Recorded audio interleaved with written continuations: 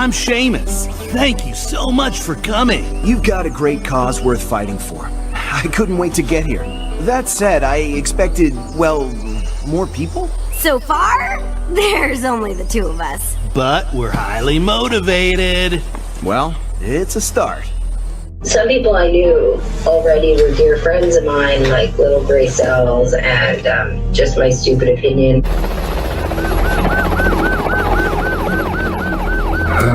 Lots of interesting things.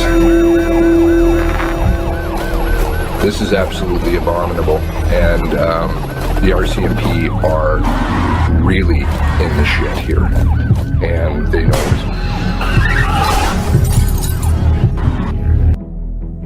Hi, I'm not really sure what I'm doing here, but I think it's time that I needed to speak up. The following program is brought to you in living color. Something you watch on TV, horror movie, you shut it off, you go to bed. We can't shut this off. Every time we close our eyes, the horror movie turns on.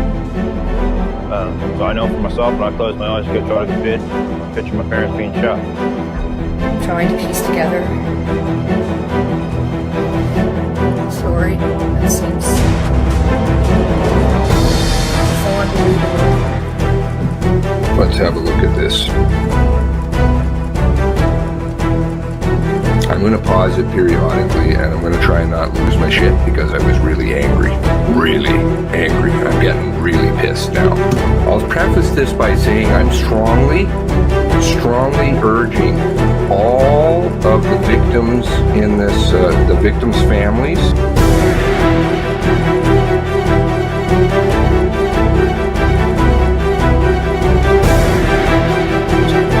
to launch a class action lawsuit against the RCMP. And I would just love to have the RCMP under discovery.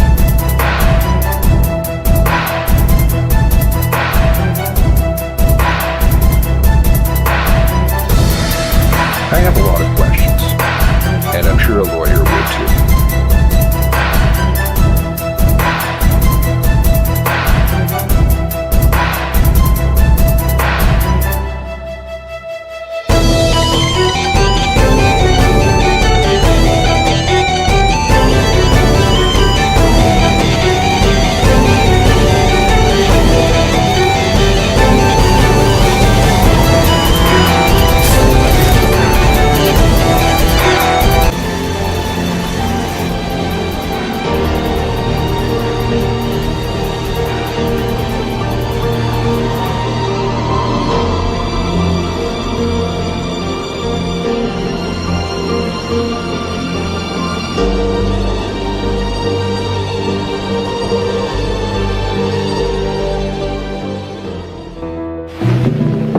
The Royal Canadian Mounted Police and their stories.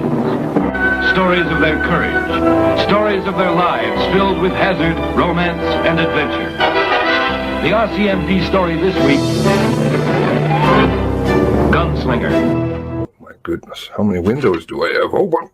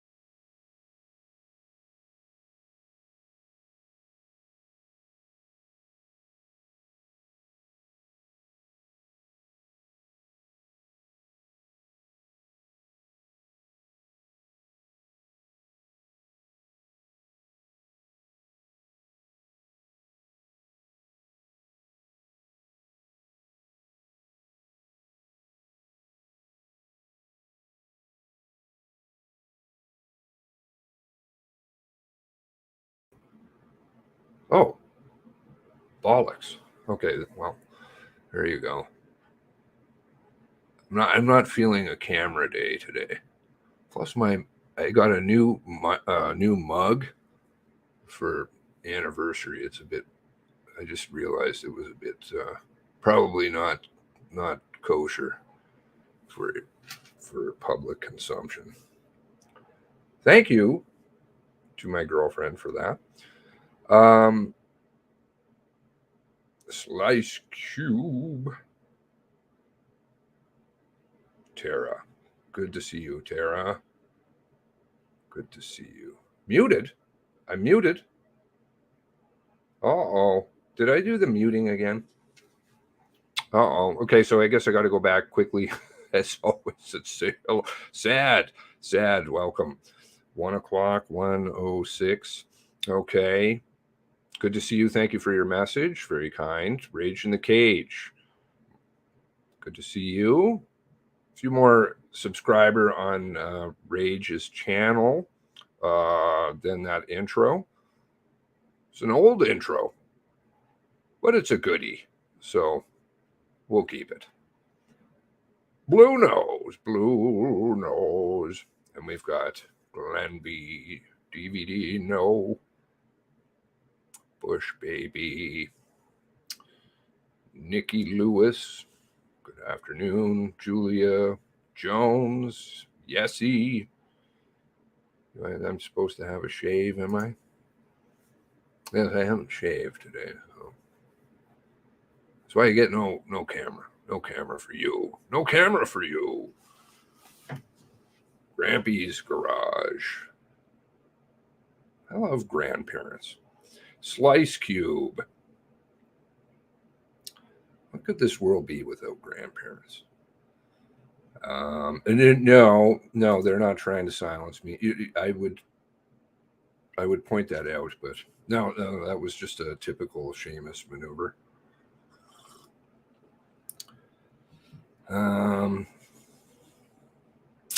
Okay.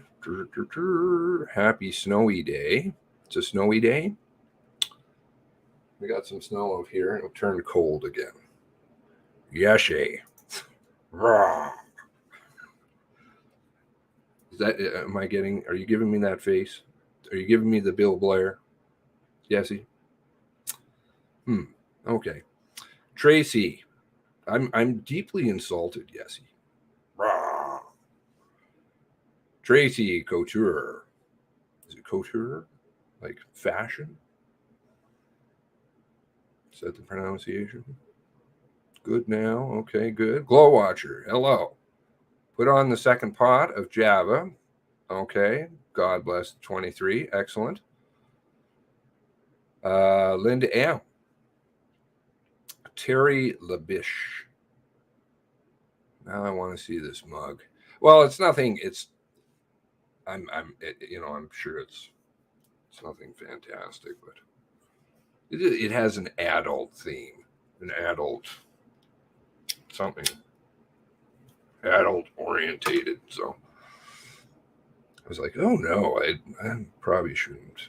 I'm glad I'm not going to turn on the camera. Okay, so good to see you too, Glow Watcher. Thank you for joining. Faye Knox, hello. Hello. Locked in the trunk of a car. From Kawartha Lakes? Kawartha Lakes? The world is a small place, isn't it? There's no such thing as coincidences in this world, and it's very small. J9 Mac, hello. NS44, second time at Double C. You go live. Oh, is that the restaurant? Is that Double C, the restaurant? I think I've heard of that. Is it chicken? Am I recalling correctly? Getting Facebook ads to support RCMP in relation to mass casualty. Oh, that's brought to you by none other than the NPF, of of course, who came out and represented their members well. Wow, that caused an entire shitstorm, I heard, on the inside. Crazy 8. Okay. Welcome. All right, so I'm going to flash back to November 3rd, just so we can bring ourselves up to speed a little bit. I'm a little rusty. Double C is a truck stop. What's the chicken establishment? I'm gonna have to. My memory is failing me.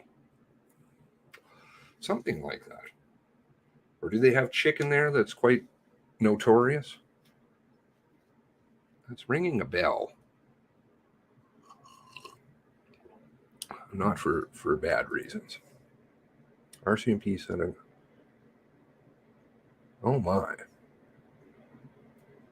Getting ads looking for people to join. Oh, really? Yes. They're really scraping the bottom now. Did you guys catch the Lucky? Nikki sent me that. Lucky is going to be in Dubai, no less. Speaking as to how to handle mass casualties and integrity and that type of stuff. What was it again? What was the word they used? I don't know. Now it's failing me again. I think I'm getting old. It's not necessarily the best thing. Is it? I don't know. Where is it? I'm sorry. I'm just looking here. Just looking here. Okay, here we go. Dubai. She's going to be at the World Police Summit. Okay. And you have limited time to register. Okay. And I don't know why I can't get rid of that screen. Sorry, I'm just reading off of a device. I hate these devices. TikTokies. I can't believe anybody. Well, okay, I should be careful. Because I'm sure there are some people who do have the TikTokies. Okay, March 7th, she's going to be speaking, and she will be talking about trust and fairness and resilience, the evolving dynamic of police leadership. I wonder what members say about that. And the next day, she will be talking, that is titled March 8th, Handling Mass Casualty. Okay. Whatever that is. Mishandling? Espousing garbage? Shower curtains? Something. Spouse of Nova Scotia. So we're going to go back to November 3rd, 2022. Spouse of Nova Scotia gunman sues provincial federal governments over malicious, quote, prosecution, end quote. Lisa Banfield says her reputation, quality of life were damaged after accusation helping the gunman. Well, that would be very bad. I agree. The partner of a gunman who killed 23 people in Nova Scotia mass shooting is suing provincial and federal governments after she was accused of providing ammunition to Gabriel Wortman. In her statement of claim, Lisa Banfield says her reputation and quality of life were damaged, and that she endured pain and suffering, loss of income, out-of-pocket expenses. Well, I think the dental lab was closed. Wasn't somebody smashing the window, spray painting things on, then taking pictures, putting it on Google? Blue? Was it Blue? Oh, I think it called them Bedford or something at that point. Okay. says reputation and quality of life were damaged during loss of income, out-of-pocket expenses, legal fees, and cost of care. Isn't that covered too? You got two, if I'm correct. Didn't you have 2 family liaisons? The statement of claim, filed October 21st, 2022, doesn't list a dollar amount, but she is seeking damages in the amount to be determined by the Supreme Court of Nova Scotia. Wasn't that J. Michael? Wasn't that his former position too? Small world. In her statement of claim,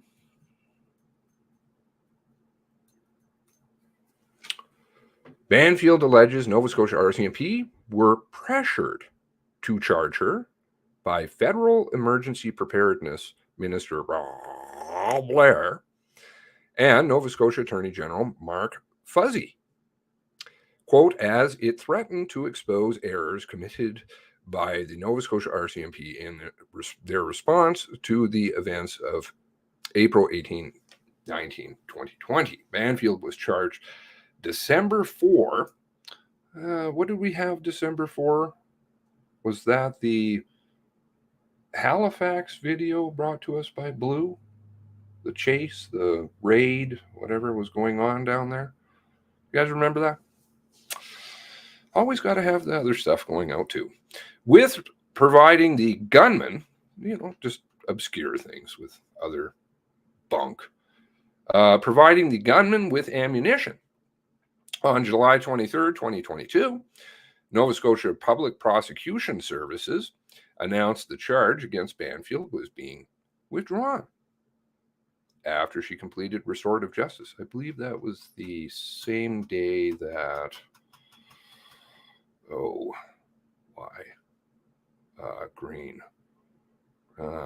Leslie Greenwood's case came up. I was waiting for that one.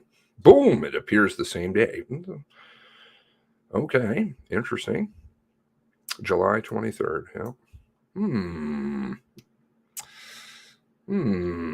Quote, as a result of malicious prosecution, Banfield has suffered significant losses for which she claims general and special damages, the statement of claim said. I don't think I've ever seen that. Has anybody seen that before? Banfield alleges the Nova Scotia RCMP, quote, was negligent in the course of its investigation, quote, and failed to inform her of her right to counsel throughout her recorded statements April 19th, 2020. According to the statement of claim, Banfield got a lawyer who spoke to Staff Sergeant Vardy and was, quote, assured, in quote, that she was being interviewed, quote, solely as a victim, end quote. Quote, nevertheless, neither Staff Sergeant Vardy, who's Vardy's brother-in-law? Oh, right, Max Libator. Right. Nor any member of the RCMP advised Banfield of her right to counsel during her subsequent interviews, April 28th, June 28th, 2020. I believe there was also another one, October 26th, though nobody has ever talked about that. Before the recorded reenactment. You guys remember the reenactment? Yeah, but Blue and DeWitt. The chase with the black trucks. Yeah, it was very spicy. It's like that other story, the Halifax police. Gosh, seem to be everywhere. Okay.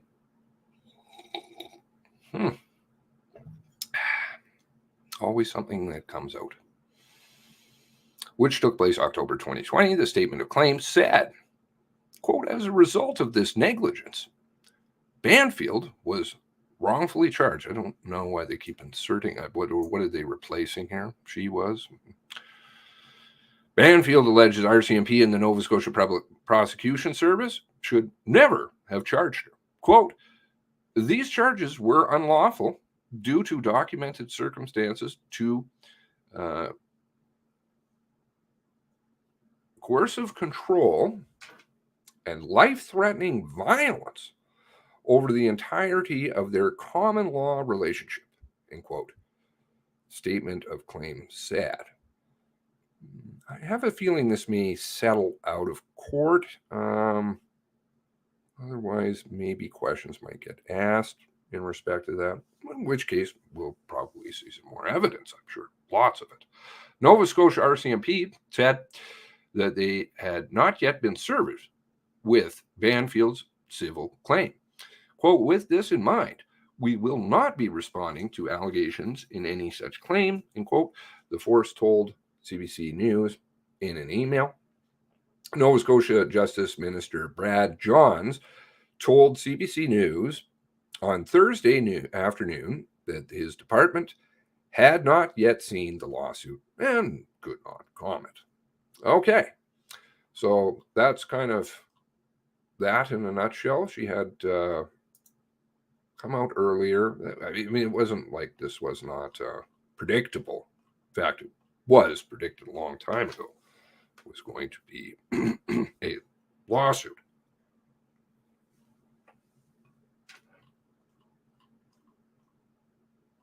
Jim, I'm not understanding some of these lawsuits, and where I guess she feels this way, but her brother and brother-in-law don't quite feel that way. They don't feel they were maligned in any way.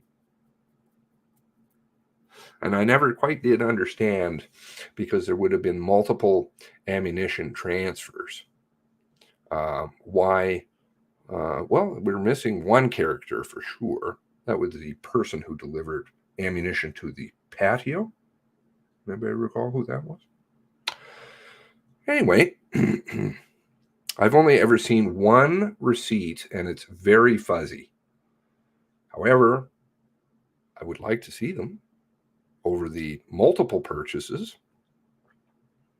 So this is the new article. Why lawyers for Nova Scotia mass shooter's spouse say her case should prompt change within the RCMP. Well, always good to better things. Lawyers hope the upcoming inquest report addresses how police treat victims of domestic violence.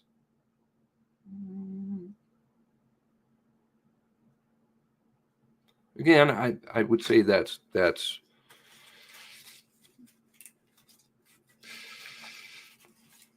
you can do with that what you want, but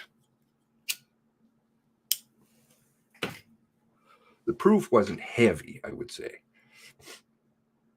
You're relying on two brothers, one of which didn't witness it, but the other one said, but that one said, oh, no, it was the other brother who saw something, and he failed to mention anything. So that was a problem. And then, of course, you had the dumpster fire of Brenda. Yeah. Anyway, continuing along, she didn't seem to remember anything about talking to the media. March 1st, 3 a.m., so I guess that Mountain Standard Time, that's me. So 6 a.m. your guys' time. Last updated 6 hours ago. So I probably put this on the screen, I don't know, an hour ago. So 7 hours ago. Thank you very much to, I think it was Pedals, or who was that? Keeping me up to speed, and Blue Nose, who sent me the article. Gosh, you guys are good. Okay. Warning. I have to put this disclaimer in here. This story contains distressing details of violence and intimate partner violence. What about gender-based violence? Seems to be a differentiation between these things. I don't quite understand them yet, but so there's the warning. Just so you can tune out if And there's 1-800 numbers, I think, you can call. Mass casualties, got a whole bunch of things there, though they don't seem to give certain family members any counseling, or very late in coming to the table with that one, like a couple of years. Anyways, when Lisa Banfield first met the RCMP investigator assigned to interview her, she was lying in a hospital bed with a bruised body, a fractured rib, and spine. Hello, Cindy. Nosy.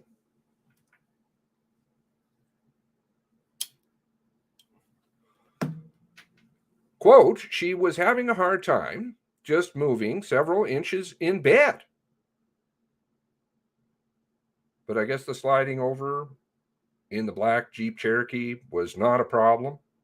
I don't know. There's a lot of different statements about that. Staff Sergeant Greg Vardy, Max Libator's brother-in-law, would later say in an interview with the public inquiry tasked with investigating one of the country's deadliest mass shootings. Yeah, one of, isn't it the most? Not sure why we're watering that one down, but fair enough. Jay, you can't take reading, don't read. They don't care about victims' families and what they go through. Very true. Very true. Welcome aboard.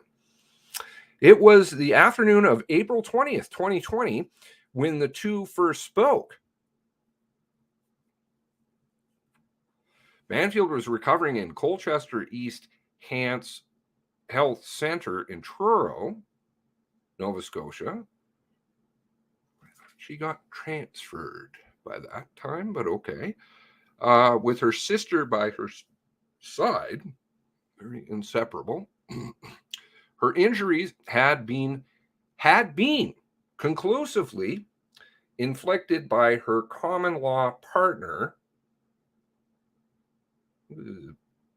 Spinal degeneration, possible there, if I read correctly too. But anyway, Gabriel Wortman, with whom she had been lock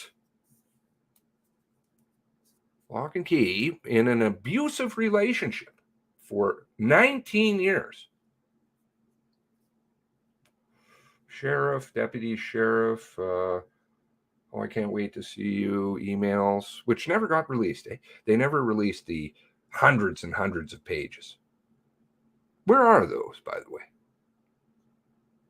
Absent. But they did release enough. Those were pretty telling. She was Wortman's first victim in his violent attack. Again, I don't know if that's been firmly established, but okay, fair enough. But as Vardy revealed to Banfield while taking her statement that day, she was far from the last. What did he call her? Lise? Not Lisa, Lise. It was kind of familiar, but I don't know. Maybe that's the way they do things. Her partner had killed definitively 23 people, including a pregnant woman. Okay, well, all right, so I guess I will say 22, including a pregnant one, in a shooting rampage that started in Portapique on the night of April 18th, 2020, and spanned 5 communities. Vardy told her the violence ended 13 hours later when police shot and killed Wortman.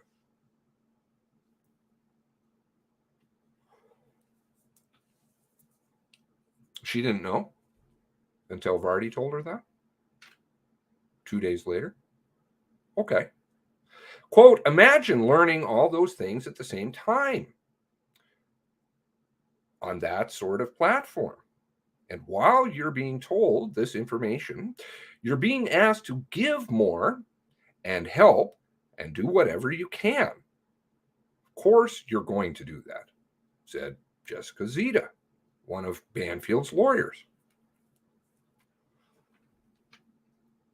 Quote, that was in the vein which she first encountered the officers, who were nothing but cordial, kind, and respectful to her and her family.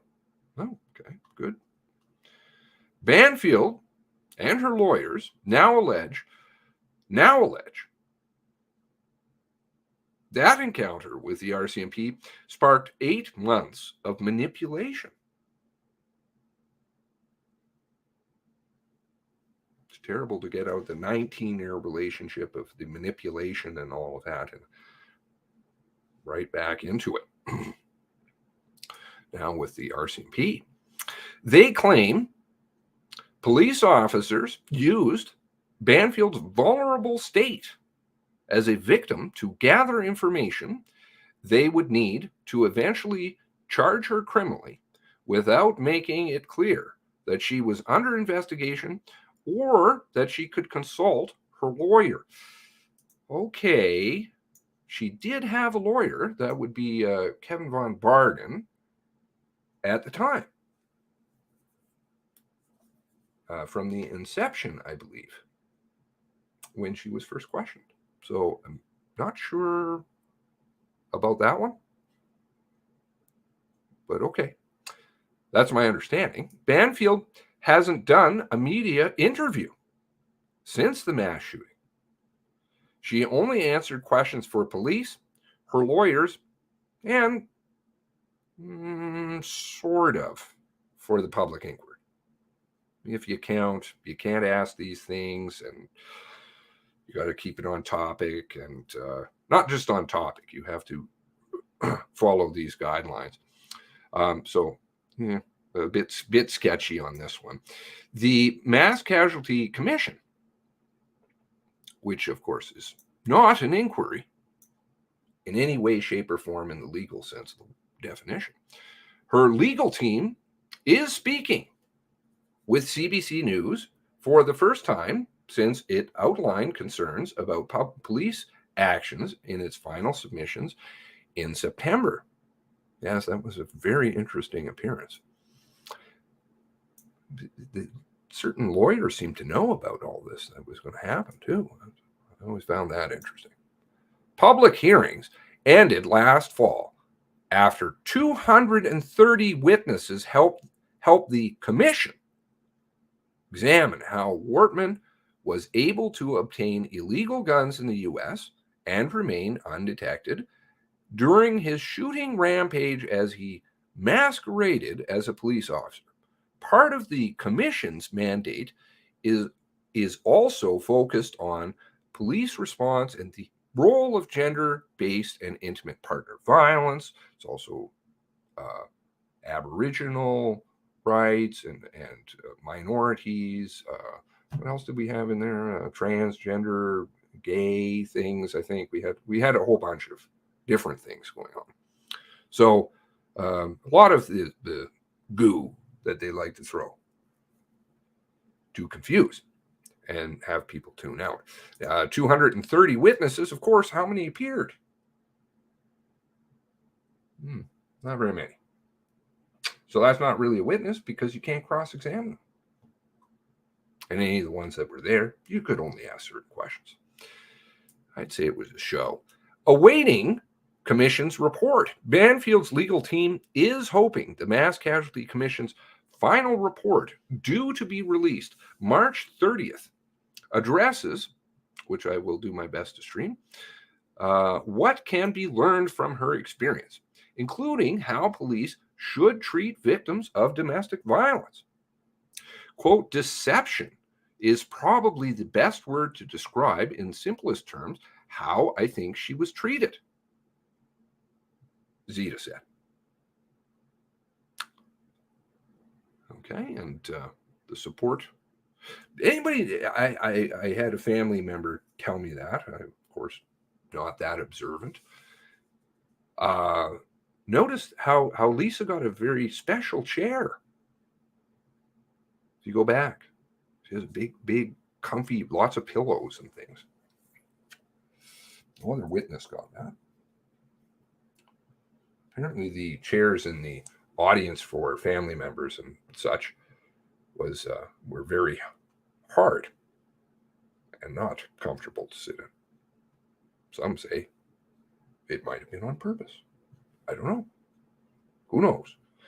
8 months after meeting the RCMP in her hospital room, Banfield, her brother James, and her brother-in-law Brian Brewster were charged with supplying ammunition to Wortman.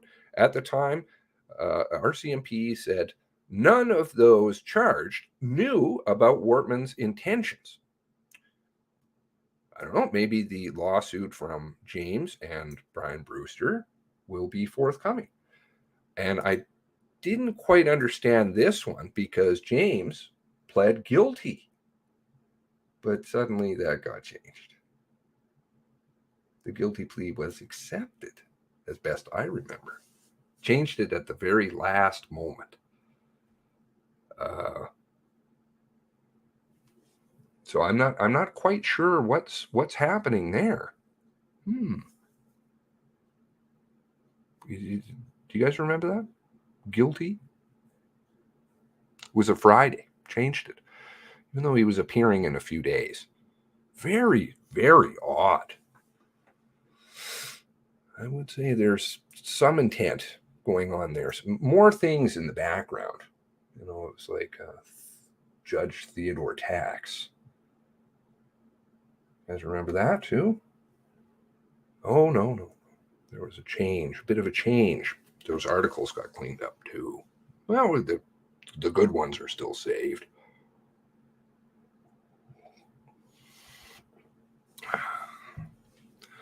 But Banfield hinted at the impact the criminal charges had on her when she testified at the Mass Casualty Commission in July 2022.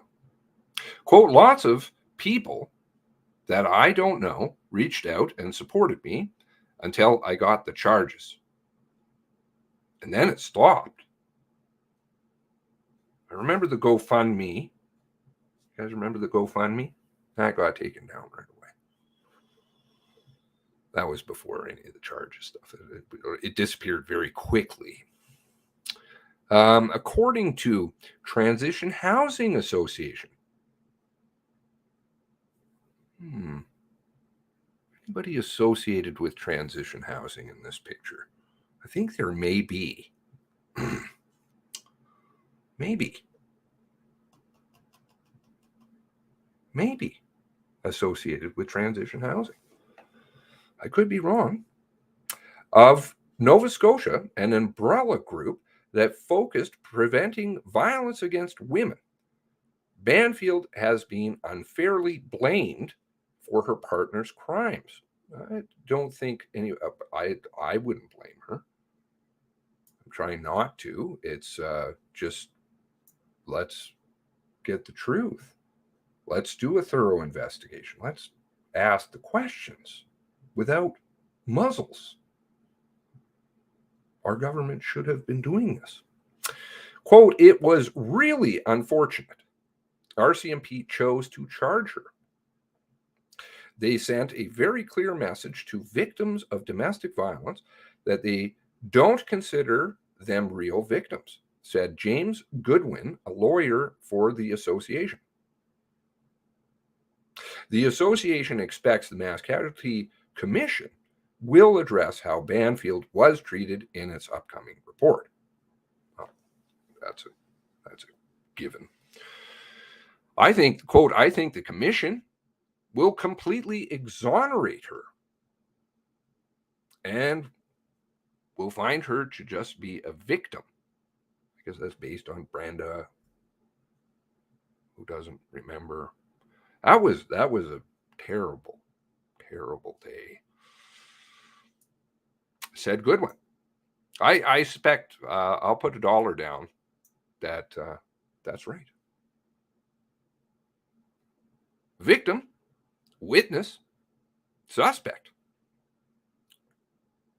Oh, thank you, Tracy. That's very kind. On the night of Portapique attack, Wortman dragged Banfield through the dirt in the dark kicked and handcuffed her, and then locked her in his replica police car. She escaped through the car window. Not sure if the car was inside or outside of the warehouse, but again, that's never been really established, I don't think. And ran into the woods, and she hid under a tree overnight. I thought it was in a root cavity or something. According to interviews she provided to police and public inquiry. Last seen with a rifle. Never did resolve that one either. The public commission later heard how, after nearly 2 decades of extreme physical and psychological abuse, was there a paper trail on that one? Was there visiting? Maybe it was the purchasing of property for family members. Was that in the immediate vicinity? Was that? I'm. It's not quite adding up. But that's just my opinion. Banfield had gotten into survival mode. She first shared detailed examples of that abuse with Vardy, a veteran RCMP officer of 30 years. Supply Max Libitor. Okay. Over the course of 3 interviews in the spring and summer of 2020. Is there not more, I think?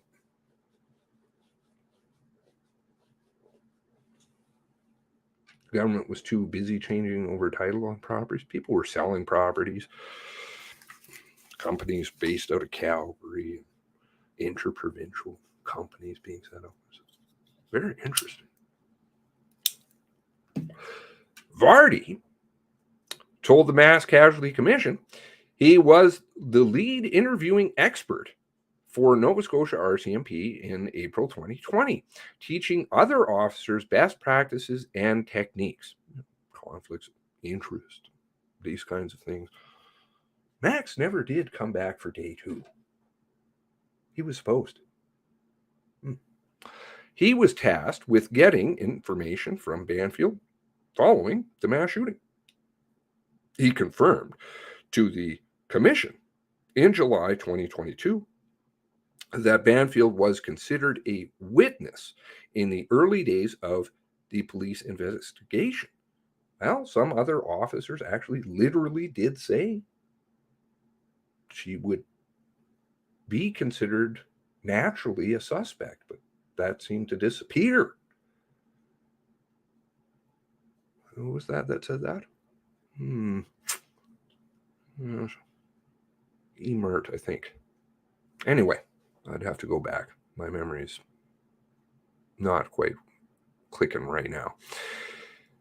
You know, if you're absent during the time, nobody has witnessed you, one might naturally think, if you're transferring ammunition, you're involved in that, one might naturally think, maybe your boyfriend has illegal guns, you know, you're not reporting any of that, knew about the smuggling. It might be a natural place to start anyways. He was tasked with getting information from Banfield following the mass shooting. He confirmed the inquiry in July 2022. Terrible place to start. If we start doing that where the person is just a witness automatically. I've seen it before, though. So it's not uncommon. Well, I've seen it before in a couple of sketchy things. He confirmed to the commission. Lockyer. Oh, I apologize. He also said Zita's boss, James Lockyer, a partner at a Toronto law firm, Lockyer, Zadig Zay, during the phone call, April 21st, 2021, that Banfield was not a suspect. Reading Vardy's statement and Lockyer's statement, they're an interesting read side by side. They're an interesting read. Using a calendar. Lockyer expressed concern, at least that was my read, but I could just totally be reading wrong, concern to Vardy during the call that his client would become the target of an investigation. That's according to an email Lockyer sent to Nova Scotia Crown prosecutors nearly a year later, April 8th, 2021. Quote, Mr. Vardy told me that Lisa was a, quote, victim, end quote. She was, quote, was in no jeopardy, end quote. And if there had been any thought of wrongdoing on her part, the police would have acted accordingly and given her necessary warnings and rights and immediate access to counsel. Again, I do believe, I don't know that definitively, but I do believe that she was represented initially by Kevin von Bargen, the friend, right? Is anybody friends in this story? I don't know. Vardy responded April 28th. Maybe what was the yachting club or something like that. Yeah. Vardy responded April 28th, 2021 in an email to the Crown. He said he never spoke to Lockyer about, quote, jeopardy for the future, if that's what he is indicating, end quote. He also refuted, telling Lockyer he would notify him if Banfield's status changed in the investigation. Do you have notes? Quote, this is not something I would do or say. In my almost 30 years of policing, I have never told a lawyer I would call them back if something changed. I remember reading that. Vardy wrote in his email. But Banfield's status did change in the weeks that followed, after RCMP learned that her brother and brother-in-law bought ammunition for Wortman at her request. Possession, 9/10 of the law. You buy, you request, and you pay for. You pay for, you request, and you pick up. Okay. That's when her lawyers say she became a suspect and was not just a victim or witness, a point they argue was never made clear to Banfield, but that was in the weeks that followed, not initially, or at least according to this article. Quote, I treated her with the utmost respect and dignity, and I still, if I were to see her today, I would treat her the exact same way. But now I understand how she feels probably now, Vardy said in his interview with the commission. I don't make decisions about laying a charge. That's true. That's not his. He can recommend things.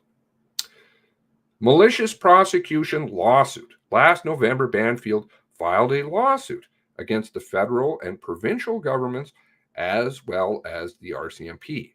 I think also the state, 2 families, but thereby families, which almost was immediate, as I recall, alleging malicious prosecution. In her statement of claim, Banfield argues she was charged because the RCMP wanted to deflect attention from mistakes police had made in responding to the killings and subsequent investigation. I would agree with that one. The federal government filed a statement of defense on January 31st, rejecting those claims. I should probably read that article later. I didn't ever read that article out loud anyways on here. The RCMP made a decision to lay criminal charge against the plaintiff after determining that there were reasonable and probable grounds to believe that she had committed the offense and that laying the charge was in the public interest, said Patricia McPhee, a lawyer for the Federal Department of Justice.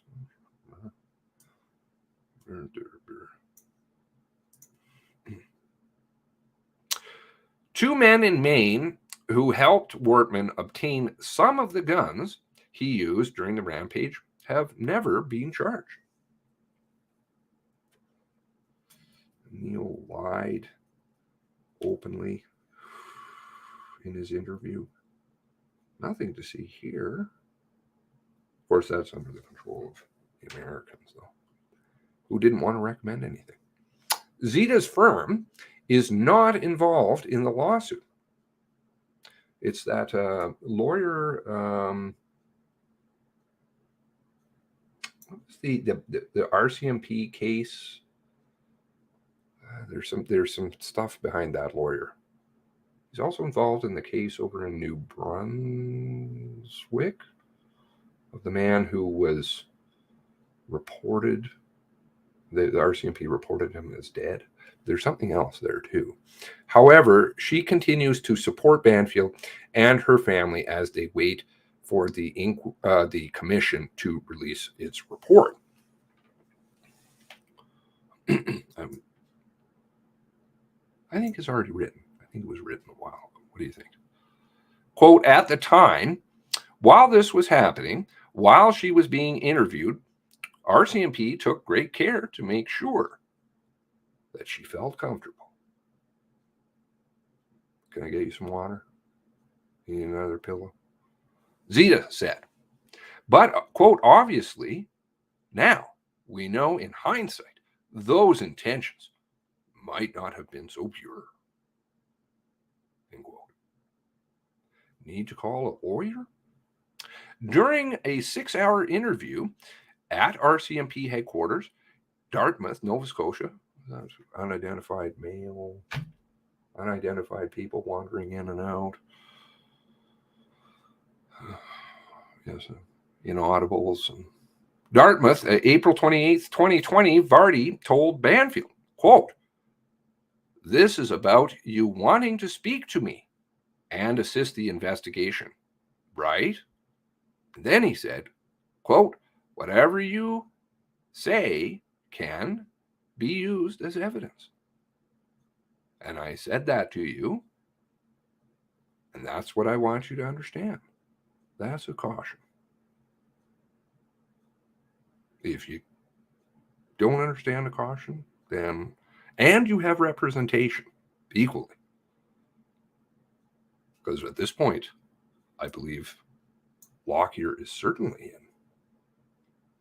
April 28th, is that not right? Lockyer is in?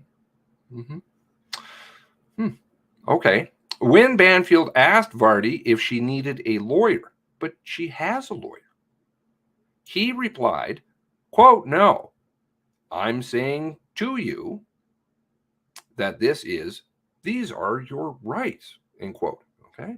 So pretty clear. I don't know, but maybe not. He proceeded to tell her that if she helped Wortman bring guns and ammunition into Canada across the U.S. border, she could be charged. That's number 3. Banfield did not say anything incriminating during the interview. I don't know. Did she? I never heard it. Bruce Pitt Payne. I quite like Bruce. There's one thing I've read that I wasn't really in support of, but actually we'll go back into Bruce. Bruce Pitt Payne, a retired RCMP member who now runs an investigation and interviewing consulting firm, said Vardy didn't have an obligation to say that Banfield could call a lawyer because she wasn't being detained. Quote, but when she asks, I think in spirit of fairness, then yes, many police officers would have to have said, yes, you can, said Pitt Payne. In his statement of defense to Banfield's lawyers, the federal government said, quote, there was no duty on the RCMP to inform the plaintiff of her right to counsel. Caution questioned. Vardy told the commission he cautioned Banfield on July 28th, 2020. RCMP headquarters transcripts from that interview show that he told Banfield that she was free to leave at any time and that the doors were unlocked. Quote, I think you know how I've treated you since April, said Vardy. Quote, obviously, I would get up and take you out, right? So basically, whatever you do say can be used as evidence. Caution. It was during that interview Banfield disclosed her involvement in the transfer of ammunition within Canada. Her knowledge of the tonneau cover, guns under tonneau cover to states and stuff like that. How would you know what's in the locked room, etc.? I don't know if somebody didn't tell you. Pitt Payne said that it was a soft caution that could have been worded more explicitly to let Banfield know that she was under investigation rather than simply helping police gather evidence. It wasn't, you are a suspect or you are under investigation. They don't do that. The whole idea is somewhat entrapping, like somewhat, but you have full knowledge of what you're saying. Do you understand that? Yes, I do. Okay. It was less wordy and less conclusive than that. So the argument would be that she didn't understand it because wasn't given the complete, full way that the court would expect for a traumatized person, said Pitt Payne. Zita agrees with the language. The language should have been more clear. Quote, she would not have left that interview knowing that she was under criminal investigation. And that's what a caution is supposed to tell someone who is under investigation.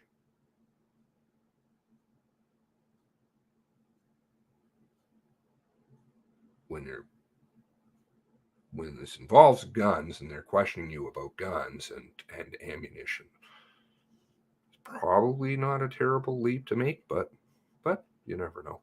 Quote, he made a reference to, I suppose, the caution, I suppose. He made a reference to, I suppose.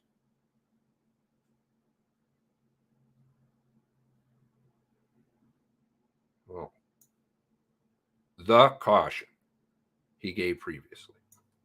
But the law says that anytime criminal jeopardy has changed and the circumstances by which you find yourself in a criminal investigation have changed, you have to be cautioned again. You have to be warned again. I don't know, was she warned the second time on the other interview? I don't actually remember. Do you guys? Hello, Caper. I'm not sure if she was cautioned again.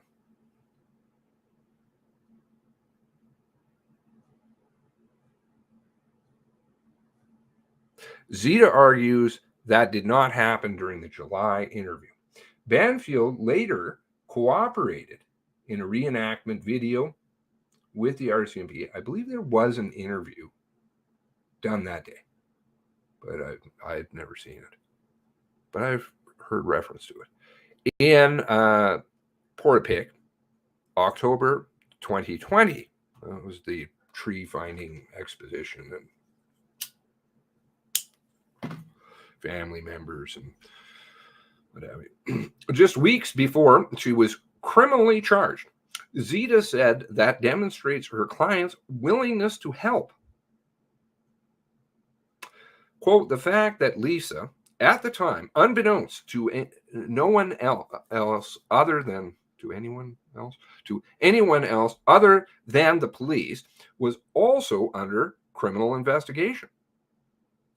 That's no situation that any right-minded citizen would want to find themselves in, she said. In her final written submission to the commission, Zita and Lockyer described Banfield's case as the antithesis of how, quote, antithesis of how victims of domestic violence should be handled by the authorities, end quote.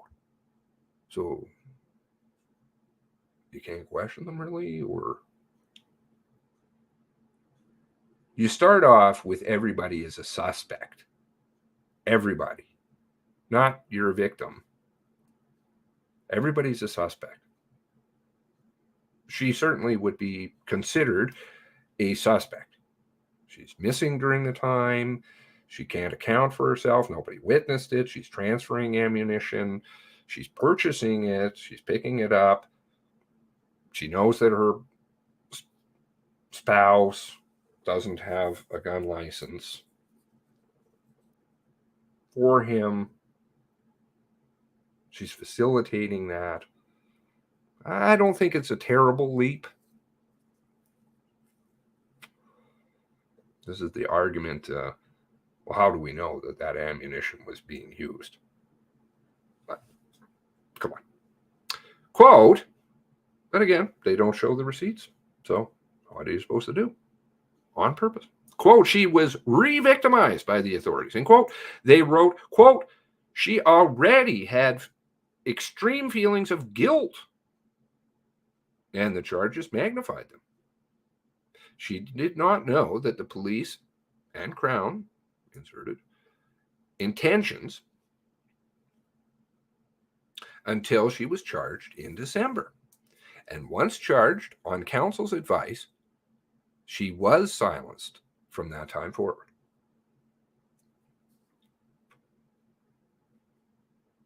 I believe, call me silly, but I actually believe anytime I've become aware of things to do with similar type situations or whatever, obviously nothing similar, but this in this realm, your lawyer always tells you to shut up. Don't say a thing. If something happens, you give me a call. They like that too, because then they can bill you extra hours. But it's smart. And that's usually what lawyers do. So I'm surprised that that's not being said. Or perhaps it was, and maybe we'll find out. Quote, case study for the police. Wouldn't that be interesting? Wouldn't that be interesting if Lockyer did say that, or Zita did say that to her and say quite explicitly, listen, don't speak to the police unless we're present or you're doing it by teleconference or something like that. And then come to find out, well, she did against her lawyer's advice. I don't know. Just saying. Case study for police. Carrie Frock, an associate professor at the University of New Brunswick Law Faculty, said based on evidence presented to the commission, it's clear Banfield was a victim of coercive control, which is defined by behaviors that manipulate, intimidate, and instill fear in an intimate partner. Is that based on Brenda, or who is that based on? The Elson brothers? Oh, right. Can't ask one. No. The Ellison brothers, or Elson, can't ask him either. I don't know. I don't think it was conclusive. She said it's disappointing to hear, quote, the police seemingly haven't learned anything, end quote. Quote, once it turned from evidence gathering from a witness to trying to build a case against the suspect of a crime, it seems like disregarding her experiences of abuse and continuing to collect this evidence with a view of building some sort of small case against her. I really wonder if that brings the administration of justice in to disrepute. It is a small case. 99 versus 101. Very interesting choice of charge. And it was originally going to be 101, I believe. Is that right? And then they changed it to 99. Yeah, but if you're providing ammunition with knowledge, are you complicit? Is that possible? Is it possible to build a case on that? Yeah, it's done in drug cases, drug dealer. So I don't know. I'm not saying that. Everybody's innocent until they're proven guilty in a court of law. In a court of law, not in this. What is this? The omission. Quote, throughout its investigation, in an email, CBC News, RCMP spokesperson, Corporal Chris Marshall. Did they get rid of, I know Clark retired, but I like that. The shorter lady, I forget her name. Quite pleasant. Very good media spokesperson. I think the Facebook thing may have tanked her on that one, though. Said police, quote, gave each of the three people charged appropriate and lawful cautions on every occasion. Where are the lawsuits from the other two?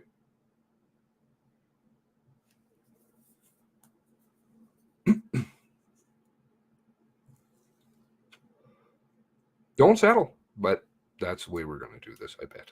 I'll put $1 on it. I said it before this lawsuit even came about. There's going to be a settlement.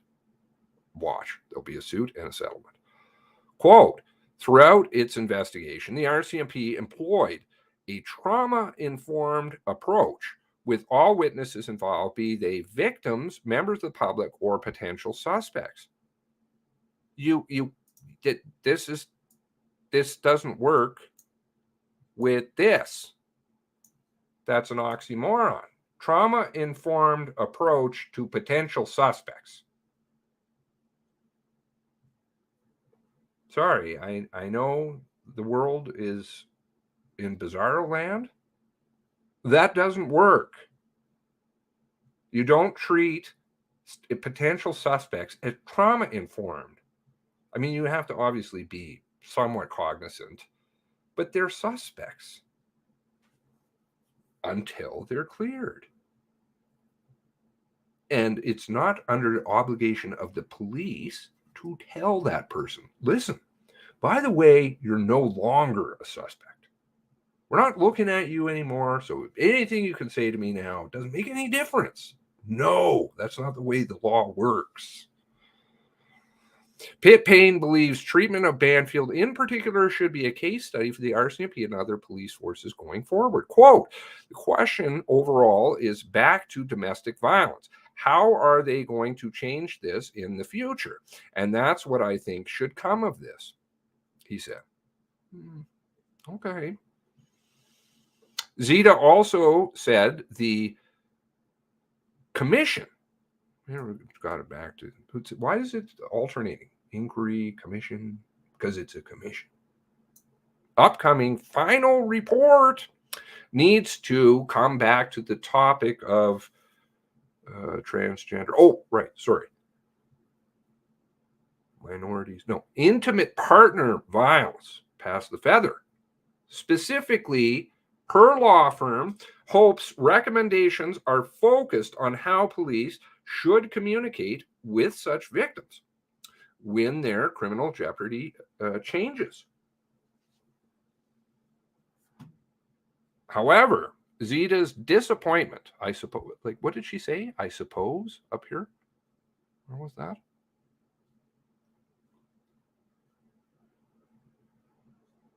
She said it. I suppose. Maybe. She's in doubt. It's so shaky. Upcoming final report needs to come back to the topic of intimate partner violence. Specifically, her law firm hopes recommendations are focused on how police should communicate with such victims when their criminal jeopardy changes. I've never quite understood how, other than the yachting connection or whatever it is, the boat club or tie, I don't understand, because my limited understanding of James Lockyer's case history is not so much out of province representation of something like a 99 or a 101. He's more focused on appellate cases, wrongfully convicted. So I've never understood that. Perhaps somebody can explain, or please do in the comments below. However, Zita's disappointment with the RCMP is not limited to the treatment of Banfield.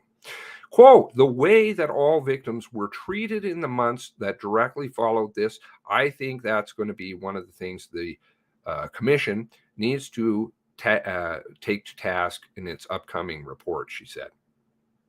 Okay. I'm going to pause because I'm furious, and it will come one day. The treatment of Tara in this one, I understand that she's my friend, but it wouldn't matter. The treatment of families, by and large, but specifically Tara, is really heads and like, it's a totally different class. J. Michael and a whole bunch of people are going to live with that one permanently. And it's going to come back one day. You cannot treat people like that. So I understand that Zita has this position because it's her client. When is somebody going to pay attention to that one? Because that's got fucking made for movie, TV, or whatever garbage written all over it. It's the most abhorrent thing I've ever seen. And I've seen a lot. It's bad. Bad. One moment, please.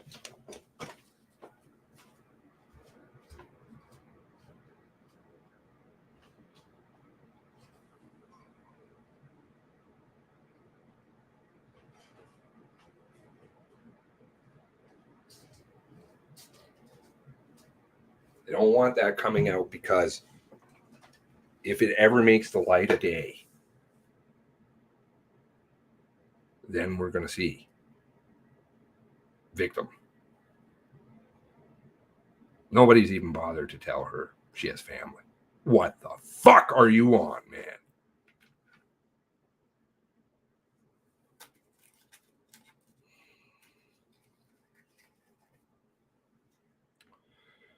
Are they going to take that into account? Is that going to come out in the report?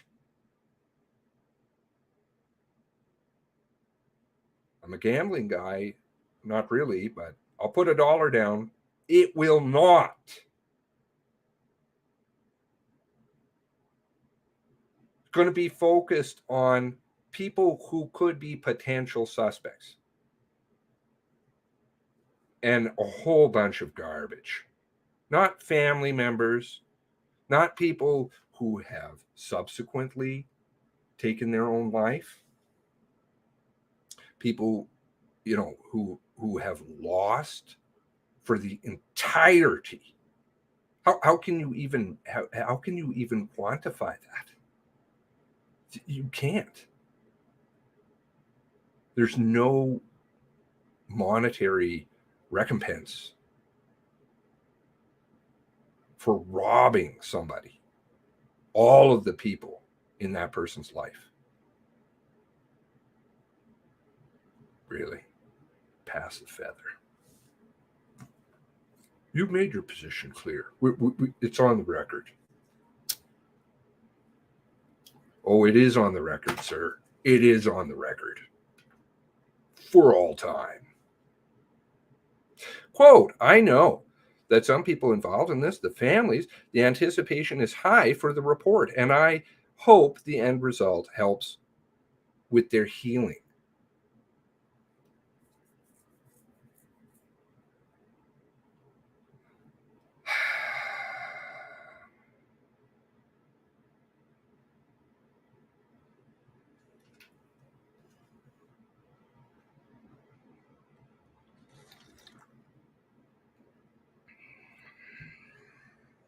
Why is it that we've built a world that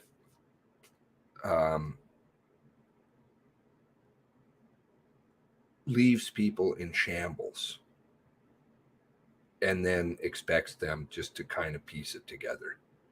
There's something else I'm dealing with in my life, and I'm just like, what the fuck are you on, man? You can just deal with that. I'm like, no. Whatever the way that person wants to deal with it is how they're going to fucking deal with it. And if they're mad and whatever else, they want justice, that's up to them. So I'm not saying this in relation to this. That's up to them. And frankly, I applaud them because they're strong. They're not like, oh, I'm totally destroyed. And then, throw some therapy at them and just say, move along. We're not going to remember you. Fuck you, man. Fight for what you believe. Bruce Pitpain. RCMP inspectors' social media posts. Well, actually, I should...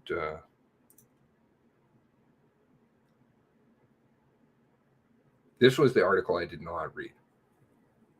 It is up to whoever it is and how they feel like it.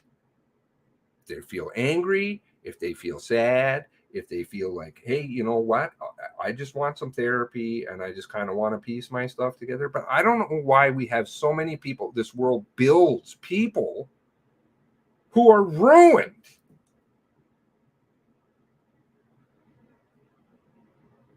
And this is what, you don't have real justice done. Oh, just pick up the pieces. Just go for some therapy. Here's a bunch of money. Piss off. I'm tired of hearing your stuff. Fuck you, man. That's not the way to deal with people. You listen to the person. You try and tailor yourself to whatever it is that they may need. They may need. Not what you need. Because, of course, they want everybody to screw off and be forgotten about. Because then they're skeletons. Nobody has to know. July 10th. Sit rep. Charges against spouse, Nova Scotia mass killer. This was the defense by the government. February 9th. Federal lawyers' statement of defense rejecting Lisa Banfield's accusation of malicious prosecution. Federal lawyers say it was lawful. Why? When were the families given this opportunity? Just to sit up there if they wanted to. Not with a fucking time limit, not with, you can only say certain things. You can't talk about that. That's Trump. What? No, you can talk about whatever you goddamn well want.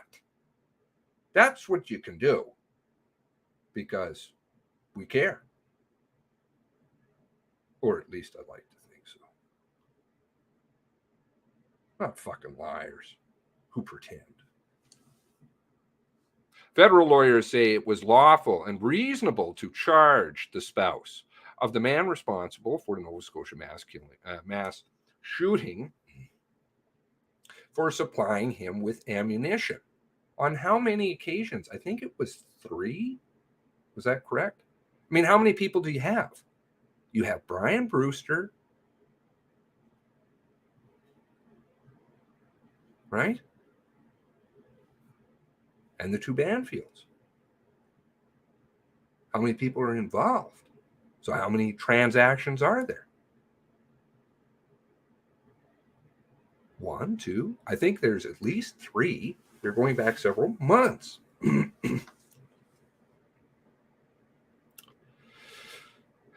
So it's not on one occasion. Quit making that implication. Lawyer Patricia McPhee made the argument in a statement of defense before the Nova Scotia Supreme Court. She rejects the accusation by Lisa Banfield that the RCMP conspired to stage a malicious prosecution against her. Banfield is suing the provincial and federal governments. I hate when the media does this. They got to quit lying to people about this kind of stuff. The provincial and federal governments, they're suing us. Call it what it is. Just like taxpayers' money. Well, the budget says it's like this far off, cloudy entity. Fuck off, man. That's my grandkids' money. No, I don't have any, but you know what I'm saying? That's your money.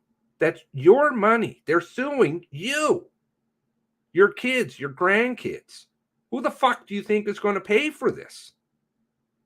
Oh, that cloudy thing, the government. Oh, okay, good. So I don't have to pay for the government? Is that what you're telling me? Oh, no, you do. Oh, okay.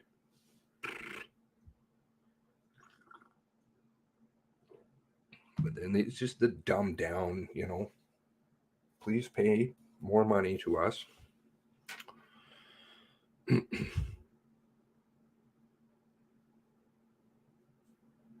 Over the charge for providing ammunition to her common-law spouse, Gabriel Wortman, who financed the lawyer in all this. For Banfield.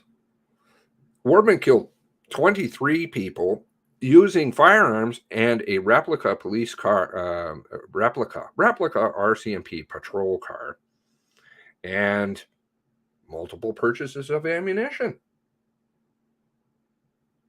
Banfield alleges that she was charged December 20th because the RCMP wanted to deflect attention from mistakes police made during their response and investigation into the killings. I don't disagree with her on that. I don't necessarily agree with quite the deflection part of it. I do certainly agree that it takes the eyes off of it. And that's to their benefit.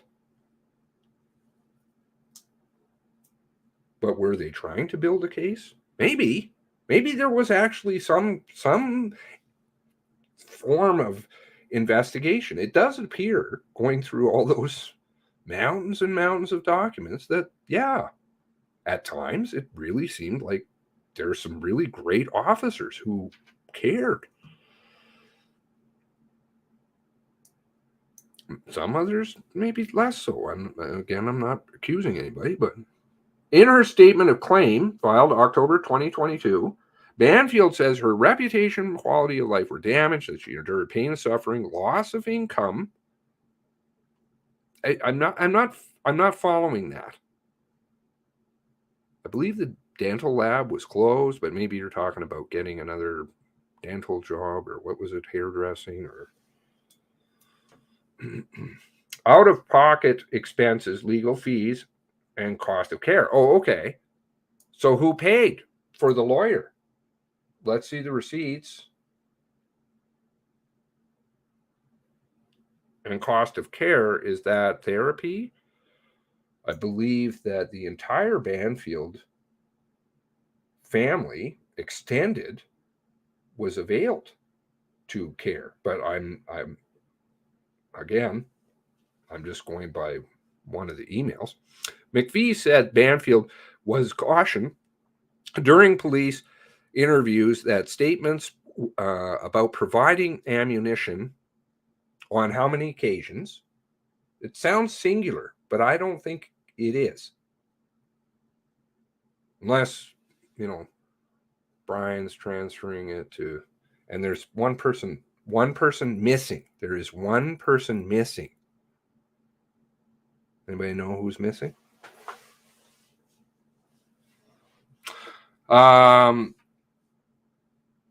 To her spouse could be used as evidence.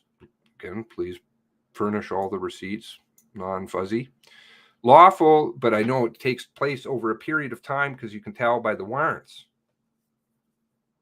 Takes place over a period of time, the purchase of ammunition. So that's not one purchase. Canada denies that the RCMP instigated a baseless investigation into the plaintiff's involvement into the mass casualty. Reads a court document filed January 31st. Quote, it's lawful, reasonable, and just for the RCMP to investigate how the perpetrator acquired firearms, associated equipment, and ammunition to carry out this mass casualty. Seems reasonable.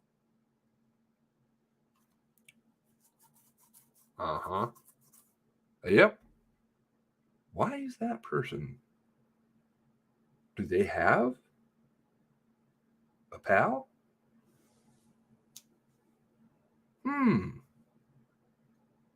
That seems like what I read.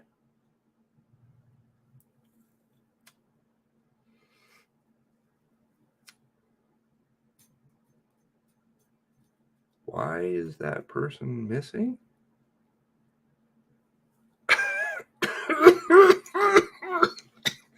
But maybe I just misread the documents.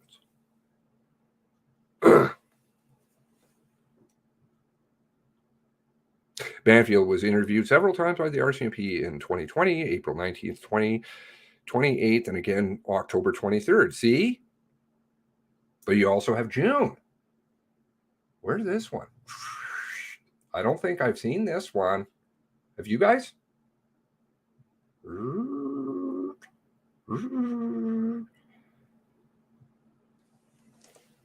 Her lawyers have said that she was never told that she could have a lawyer with her. But did her lawyers tell her that?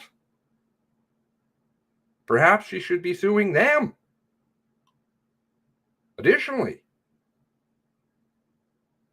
inadequate counsel. I'm not sure. Maybe they did.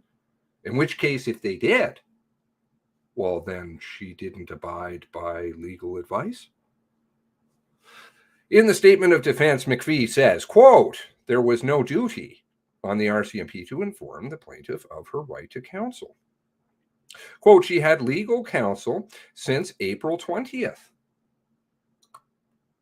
Who would have advised her? Do not ever speak to the police. I'll tell you that as a son of, well, supposed Zion. Right. Oh, well, depends on where you read that. But could fast forward a little further and find out differently. However, there are multiple generations of lawyers in my family. And I'll tell you, the first thing basically we learned as children was never, ever speak to the police unless you have a lawyer present. It doesn't matter if you're guilty, not guilty. Doesn't matter. Just good advice. It's really good advice. It's not saying, listen, because anytime you say anything to a police officer, it can be used. You don't need to be told that. That's the presumption. It is, in fact, the way that it is. So you don't talk to a lawyer, or sorry, police unless you have a lawyer. Unless you want to walk into something. There is a really great YouTube on that, done by a law professor down in the United States. And he's hilarious. I'm not a funny guy particularly, but he's really funny. And he's able to keep an audience. And then he has a policeman come up right after him who has done multiple investigations over, 30 years, homicide or something like that. And he's like, yes, anything you say doesn't matter. I can twist it and it'll be whatever I want it to be. So no, don't ever talk to me. I'll just tell you, don't ever talk to me. Okay. So I don't know if her legal counsel did not advise her, because she's not suing them.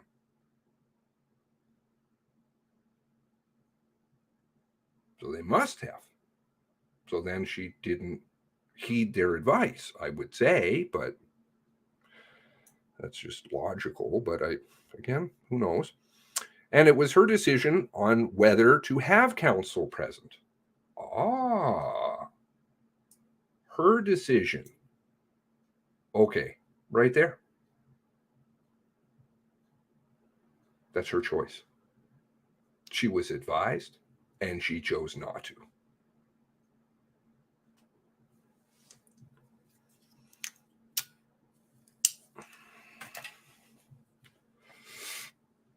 That's my read.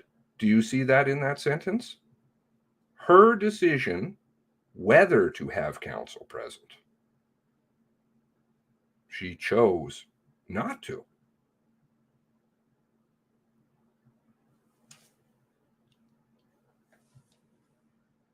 But that's McPhee saying it. McPhee says Banfield went through restorative justice. Well, why would she go through restorative justice if she's not guilty? I'm not following. Guilty people don't have to go through restorative justice. They walk out the door. It's not like, hey, you have to go and, clean up the side of the road because you're not guilty. No. So something's wrong with this sentence too. After she was charged and ultimately accepted responsibility for the offense, that's guilt, effectively admitting truth of the allegations against her, which defeats her claim of defamation against the RCMP. I would agree. If it in fact is true, as McPhee says here, this is very true, but of course it makes logical sense. McPhee. Okay. The RCMP charged Banfield, her brother, and her brother-in-law, which definitely sounds like more than one transaction, because I haven't read anything about these other ones. So I'm not sure why they're not suing, and I never saw any proof about what that was all about. But perhaps that's why they want it to disappear. With the unlawfully transferring ammunition that they provided him with 2.23 caliber Remington cartridges and 40 caliber Smith & Wesson cartridges. Actually, it's more specific than that. I think we can get the type, actually. Police acknowledged at the time, is it red dot? Yeah, you can get, they're written down somewhere. I've got them. Police acknowledged at the time that the three had no knowledge of what the gunman would do, and the Crown withdrew the charges after the trio participated in restorative justice program. Well, why did they participate in the program?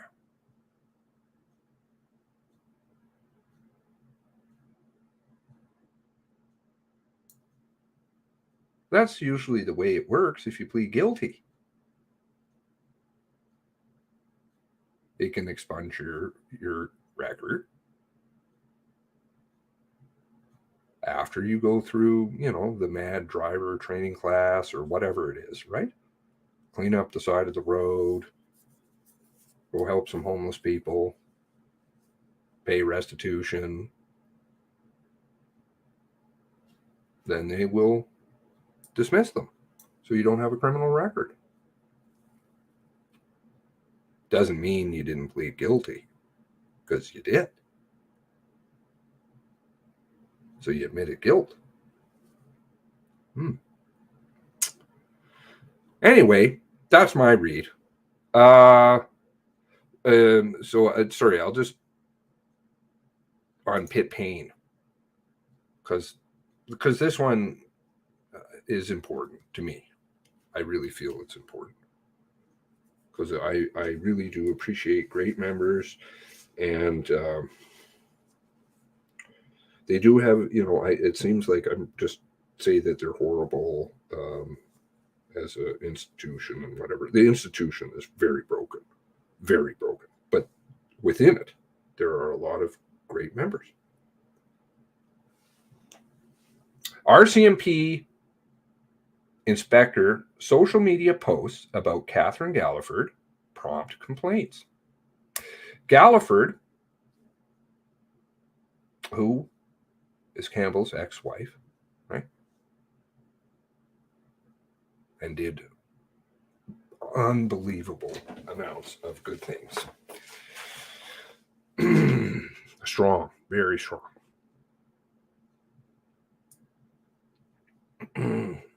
Galliford's former boss accused of online harassment after RCMP settled suit. Who's that? Oh, it's Janice Gray. I think, is she janged? Or is she still around?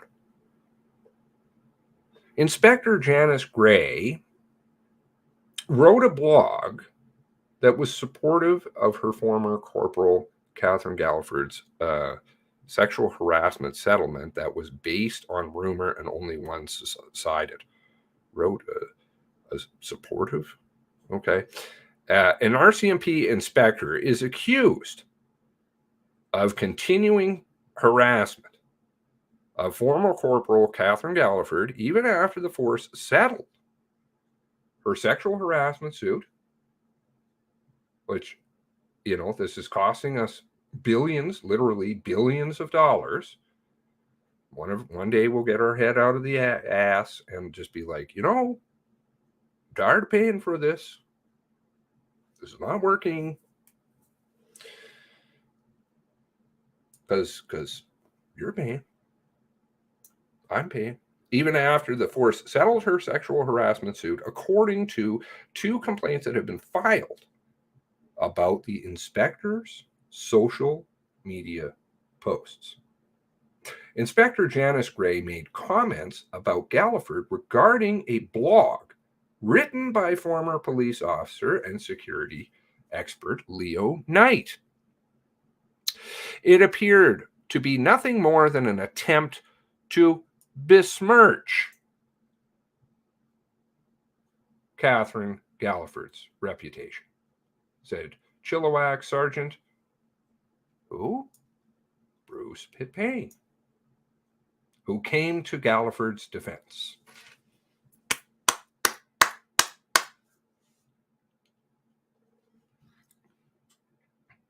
There were a bunch of them that came out, and he was big.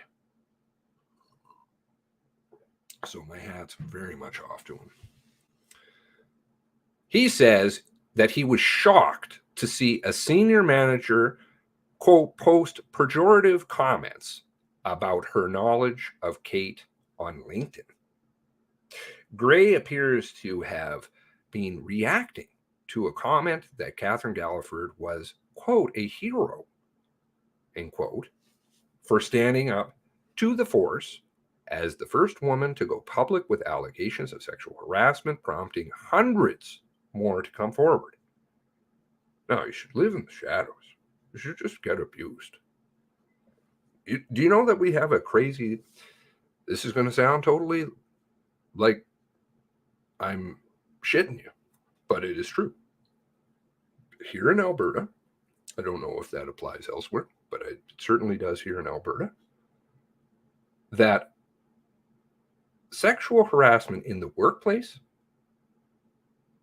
is often argued successfully, and I think actually pretty much is, argued successfully as a workplace injury, like falling off a scaffolding.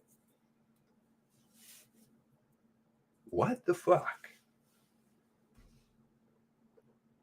I mean, it just astounds me. That's not part of your job. It's not falling down on ice. Oops, I slipped and that thing happened to me. No, those things just don't happen accidentally. I too know Catherine, quote, and this entire situation very well. It's unfortunate that some chose to write articles based on rumor and one side only, wrote Gray from her LinkedIn account, May 13th, 2016. How did the promotions go again?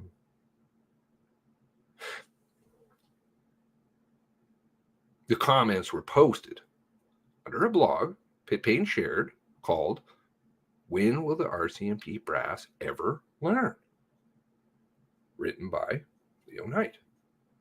Continued harassment alleged. Gray's posts have prompted 2 separate complaints to the RCMP and the Privacy Commissioner of Canada, alleging the posts amount to, quote, continued harassment, in quote, of Galliford and a breach of privacy.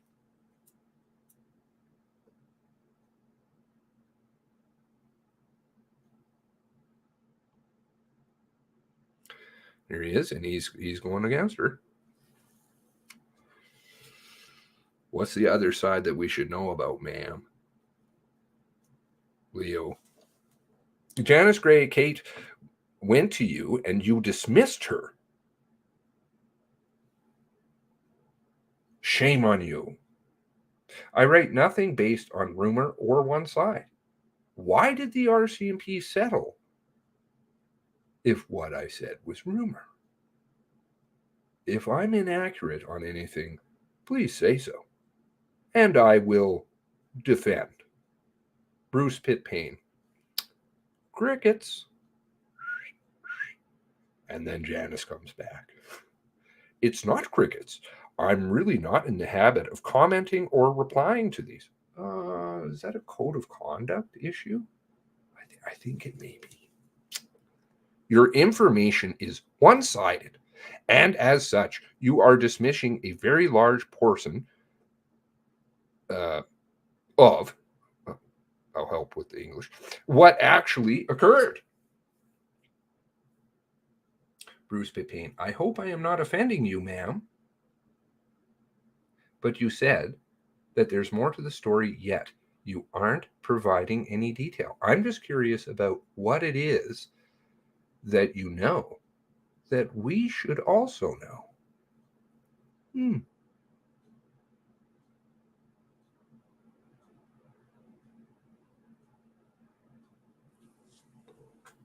don't ever know exactly what happened, though we do know that Janice certainly moved up. It's funny how that works. You do things sometimes. Maybe elsewhere you get promoted. I don't know. And, you know, there's a lot more to Catherine's story than just the sexual harassment stuff. Who was she, the spokesman? It was spokeswoman. What was she speaking to out in BC? The blog criticized the force for taking so long to settle the harassment suit.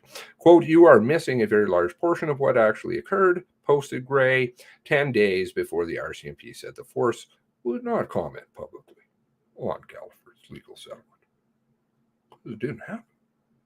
Really, nothing happened to you. We'll just pay you. Shame on you, writes the blog author. Knight responded immediately to Gray's posts. Quote, Janice Gray, Kate went to you and you dismissed her. Shame on you, posted Knight. Gray was Galliford's last immediate supervisor. You know, the West Coast, East Coast stuff.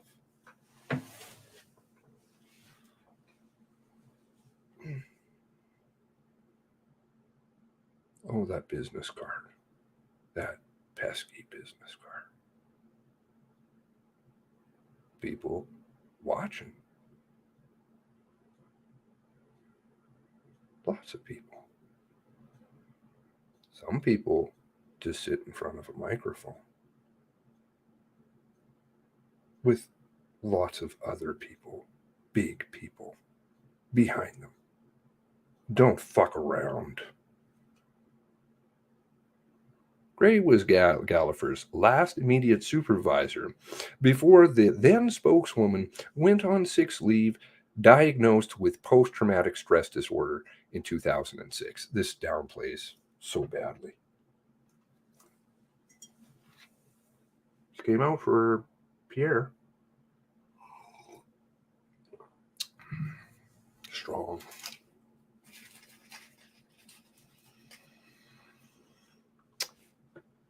Post-traumatic stress disorder.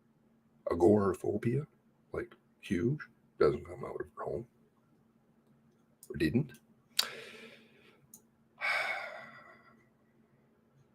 Why did the RCMP settle if what I said was rumor? Said Knight. His blog repeated allegations from Gallagher's notice of civil claim and her internal sexual harassment complaint, which was first reported by the CPC in 2011, which was the first of many. Gray did not respond and continues to this day. Respond to Knight's question, and her LinkedIn account has since been removed.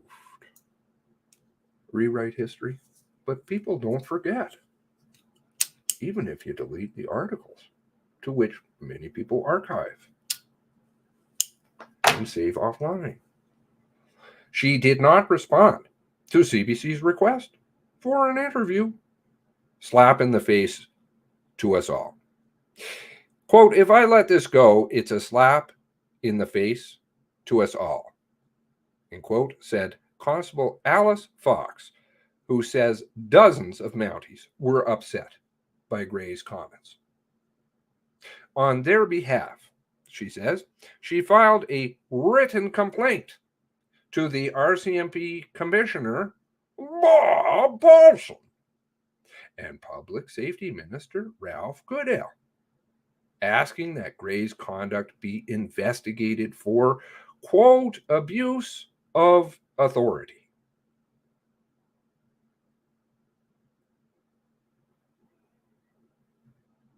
Good for you. You got to have some big balls. No offense. You got to have some big balls to take on the RCMP. You really do. Especially inside. Fox has also filed a harassment suit with the force and appeared in an anti-bullying video for the RCMP. Which, please don't, bullying sounds like, something that we all went through in school. There's bullying and then there's bullying. Very different. Some people will go to the extent of dyeing their beards and things to support their fellow officers. At least as a show, and then rail publicly. Good for you. In her complaint, she wrote that Gray's conduct amounts to, quote, continuous harassment of this officer, end quote, and asks, quote, is it senior management's position that they will attempt to publicly discredit members even if they have their lawsuits settled? Why would you want to discredit them? I wonder why.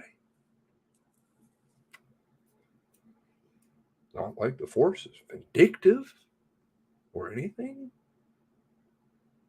Not like they keep psychological files on members and then use that against them forever. Or just average Canadians, you know? Nobody in this story of down east seems to have been targeted at all. Not at all. Quote, this behavior must be stopped. The only way to stop it is to acknowledge it and have consequence. Wow. Does that sound like an applicable sentence?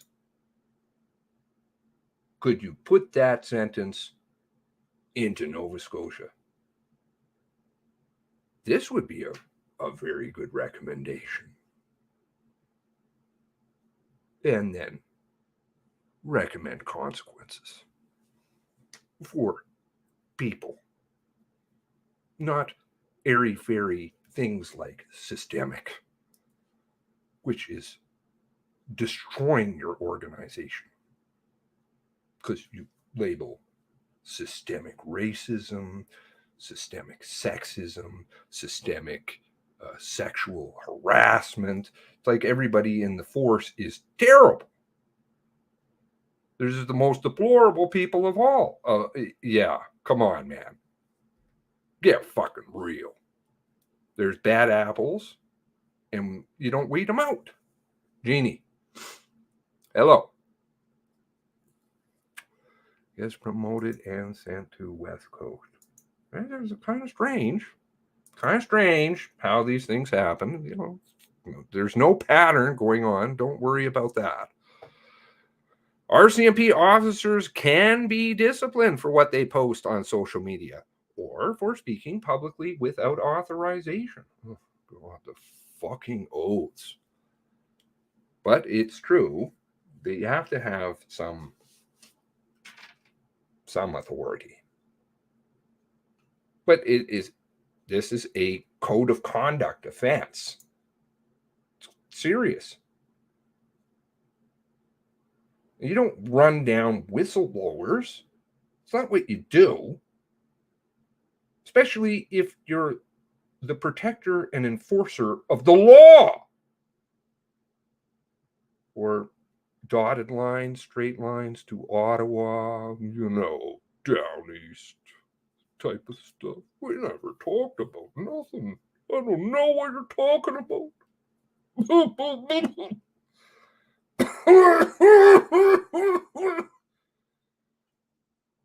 To the center. But a spokesman for the force says they cannot say whether Gray is being investigated under Privacy Act. Quote, a member must consider whether social media posts will compromise their integrity and credibility of their colleagues or that of the RCMP, said Sergeant Harold Pleiderer. I'm terrible. I'm sorry, I don't know your name, sir. I've never seen your name before.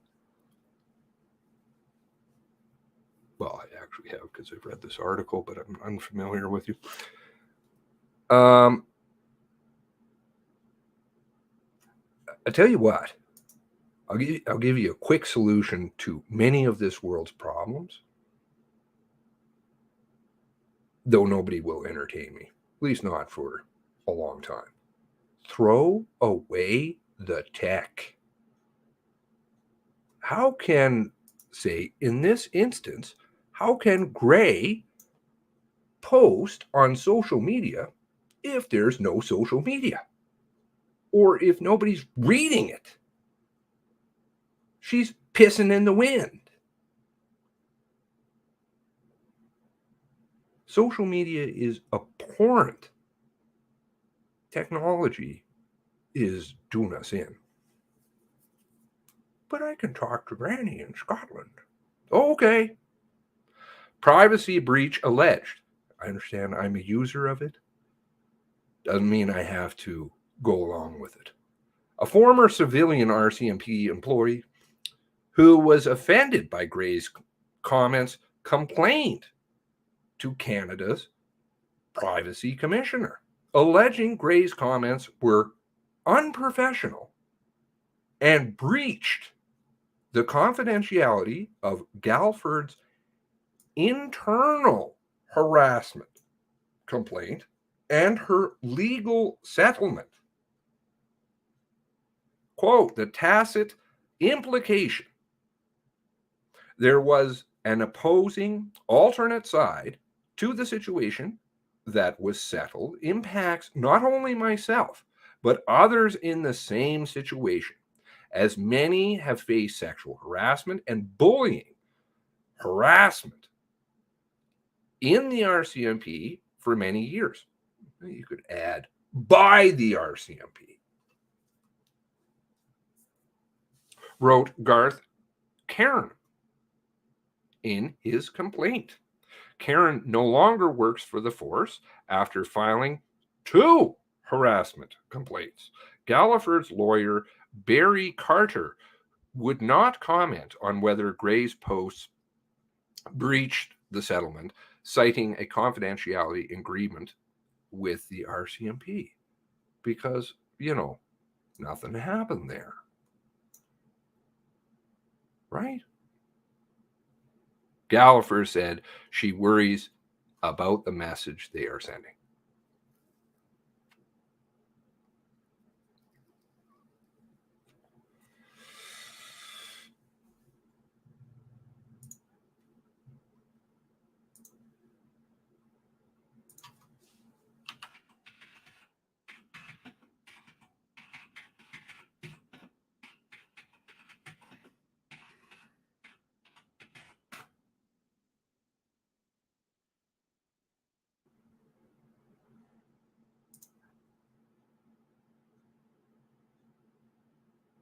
Since we're doing this, might as well keep going. He was in agony. Dead Mounties blame RCMP for betrayal. Former RCMP spokeswoman Catherine Galliford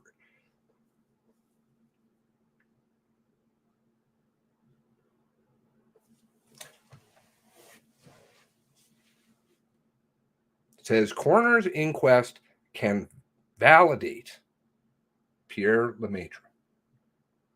November 28th, 2018. Catherine Galliford says she has only left her house about 15 times in the past 2 years.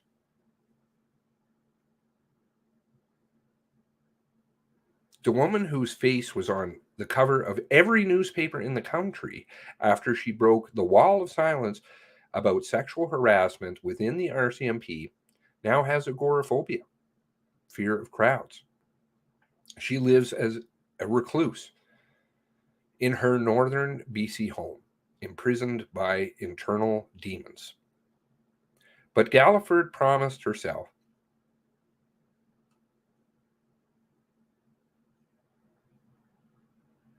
she would come to the Lower Mainland, and a coroner's inquest on the 20th floor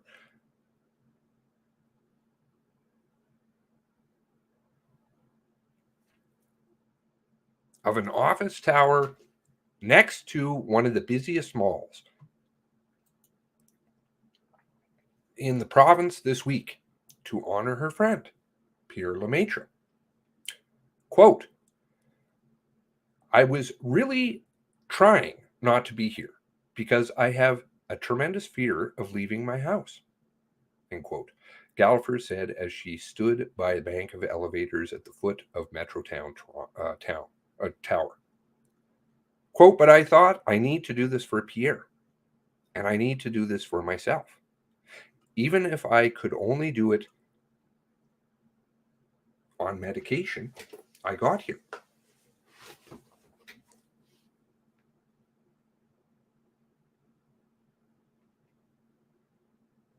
And I did it for Pierre.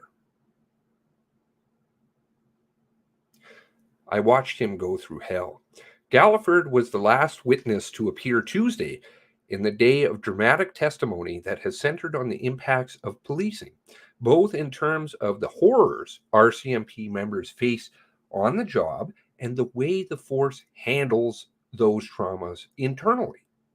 Lemaitre died of self-inflicted wounds in 2013.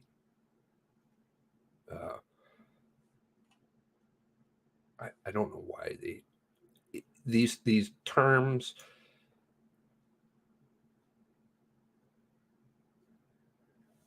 Pierre Lemaitre committed suicide in 2013. But the seeds for major depression and post-traumatic disorder were sown in the tragedies he attended as on-the-duty officer and administrative battles he fought as a media liaison.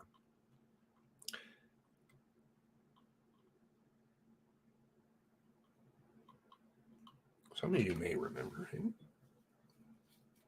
But those of you who remember Catherine will definitely remember Pierre. Same stuff was happening. Lemaitre was apparently devastated when he was prohibited from correcting initial misinformation he gave reporters after the tasering of Robert Dzansky. Oh, I'm going to get it. By 4 RCMP officers at Vancouver International Airport, 2007, the YVR. Atoya Montague, a former civilian member, Media Relations Unit, told the coroner's jury, Lemaitre gave the public the facts investigators gave him. But he just repeated. Because that's what he's supposed to do, right? That's his job. And when it became apparent that those details were at odds with reality, he knew what the public would think. Quote, I watched him go through hell, Montague said. Quote, he was in agony and it was just terrible. The single biggest institutional betrayal. She said Lemaitre heard on popular radio host describe him as an RCMP spin doctor. He saw his face appear on split screens along with Dzansky's with the words Mountie lies written in caption beneath. All he wanted to do was tell the truth, she said. Instead, he was ostracized and shipped out to another unit where he would later overhear an officer describe him as, quote, redundant, end quote.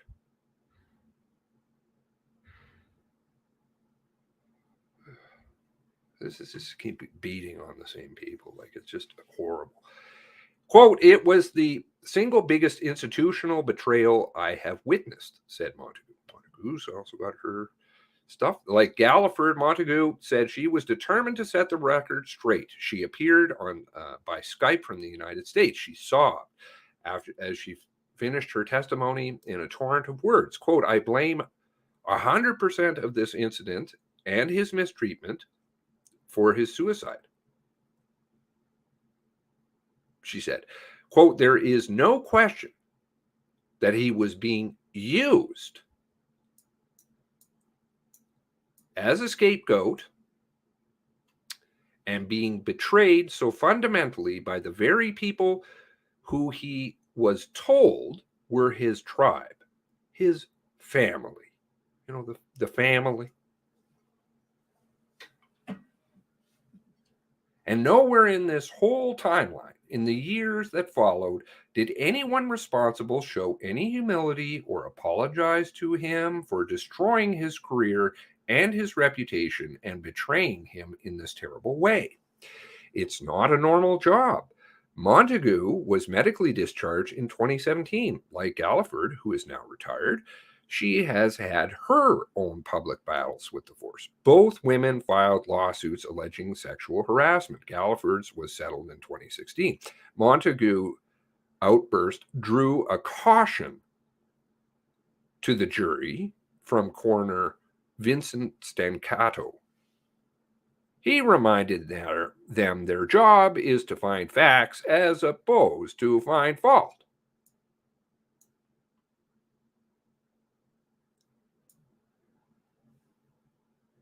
Had you heard that somewhere? It sounds reminiscent of omissions. We're not supposed to find fault, even though it's actually written in your mandate. But anyway, they are also expected to make recommendations accordingly. To that end, 3 medical professionals all testified about their attempts to deal with major depression and PTSD that turned Lemaitre from a kind, gentle, sensitive soul into a man consumed by rage, anger, anxiety.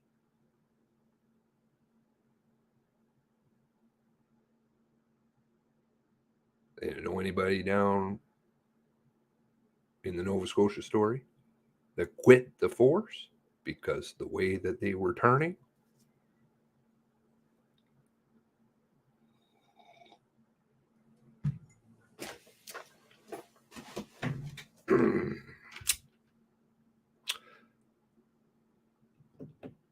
Pretty great quote. Psychologist, I'll have to see it, I'll dig it up. Psychologist Georgina Nemitz described Lemaitre as a, quote, lovely man, end quote, but she said he was also proud. There you go. Nemitz said the RCMP has become more responsive to PTSD in the years since his death, but support still varies from detachment to detachment and commander to commander. You know, because certain people don't stand up for other people. Think of something in Saskatchewan by Dubai. Attending individual. I don't believe all is being done, end quote. She said, quote, it is not a normal job, and recruits going in should not expect to have a normal life, and they should not expect that their usual coping skills will be sufficient to protect them, end quote. His name has actually been cleared. Galliford walked slowly to the stand after watching Montague's testimony dissolve into tears. She spoke deliberately about her experience with Lemaitre, telling the jury he was a genuine, kind person who automatically garnered her trust. She detailed an incident in which he was transferred to a night shift after reporting a supervisor for sexual harassment. Oh, see, this is what happens. No, you can't clean things up. Maybe we'll have Peter German fly down. Who knows? It's interesting, she said. Quote, Pierre was transferred to some throwaway place, end quote, while the supervisor ended up near a detachment where he had a holiday home. Testimony done, Galliford walked gingerly out of the inquest room and took the elevators back down to a busy office lobby. She wore a heart-shaped necklace and thought carefully before looking squarely into the television camera. Quote, I absolutely feel this is giving him some validation. She said, quote, and his name has actually been cleared.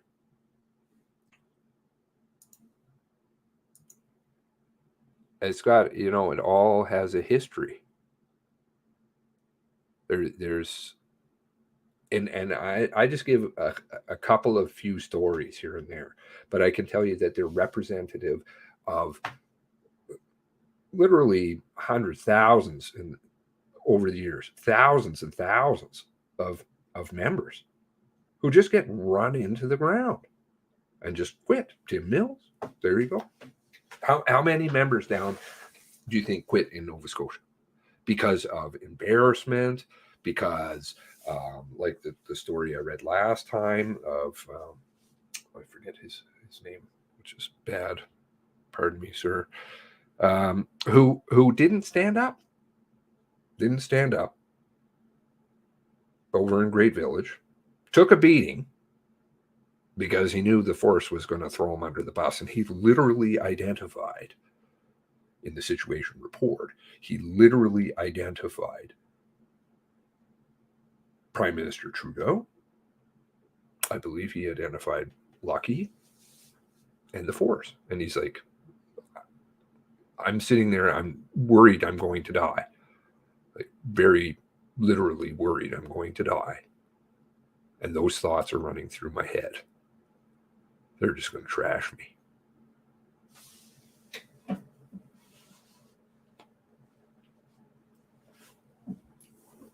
Let's see if I can dig up.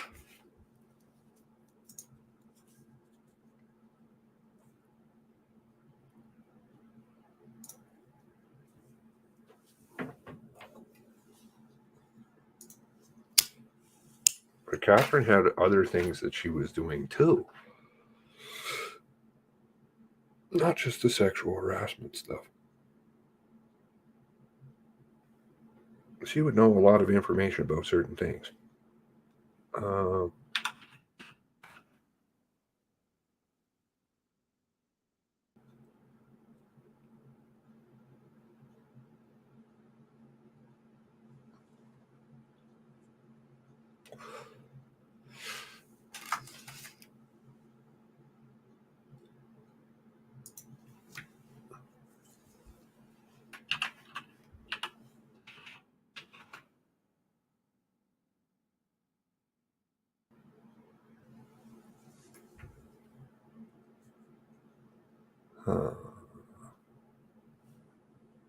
Okay, we'll do it this way then.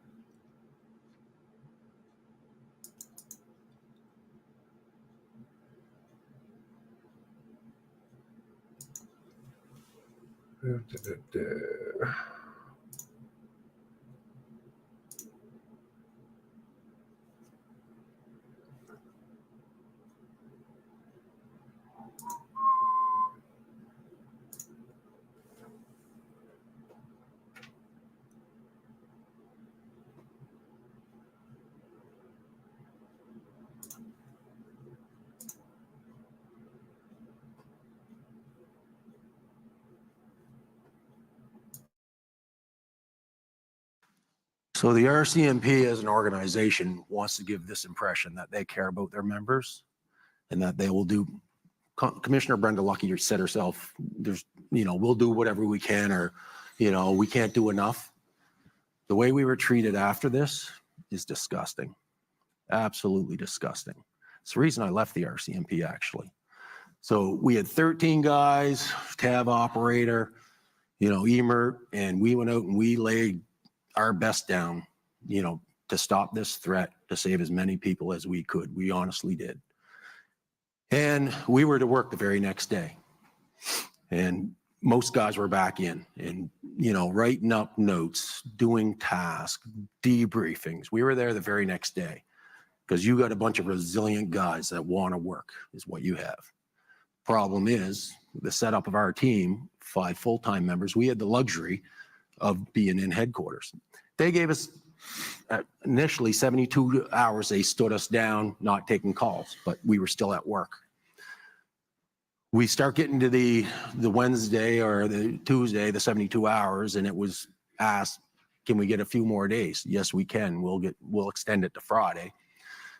And for the aftercare, they set up a team debrief with 3 psychologists. So it was the RCMP force psychologist for Halifax here, Anna Nagy. It was the retired RCMP psychologist, Margaret Grant, I believe. And then there was a 3rd civilian psychologist. So halfway through the week when we were supposed to, the part-timers go back to work Saturday in their general duty detachments, one of the general duty members come up to me and he said, listen, man, he said, some of the guys have been talking to me, and he said, you know, is there any way on earth we can get a little more time to decompress by, you know, like here we are a week after Port-a-Pic and we got to go back to work handing out COVID tickets or menial task stuff, or, you know, going to like just traffic stops, and we're not ready for that yet. Is there any way we could get a little more time to decompress? And I worked general duty for 20 years, and I was like, absolutely, makes 100% sense to me. So I went and spoke to my line officer, who was supportive, and he said, you know, you have this psychology debriefing Friday. Let's, you know, hold off before we push it up the line, meaning to get approval to see what they have to say about it. I said, great idea. So we went Friday morning, had this psychological debriefing Friday morning, and every guy, you know, laid their heart on the line and let them know how we were feeling.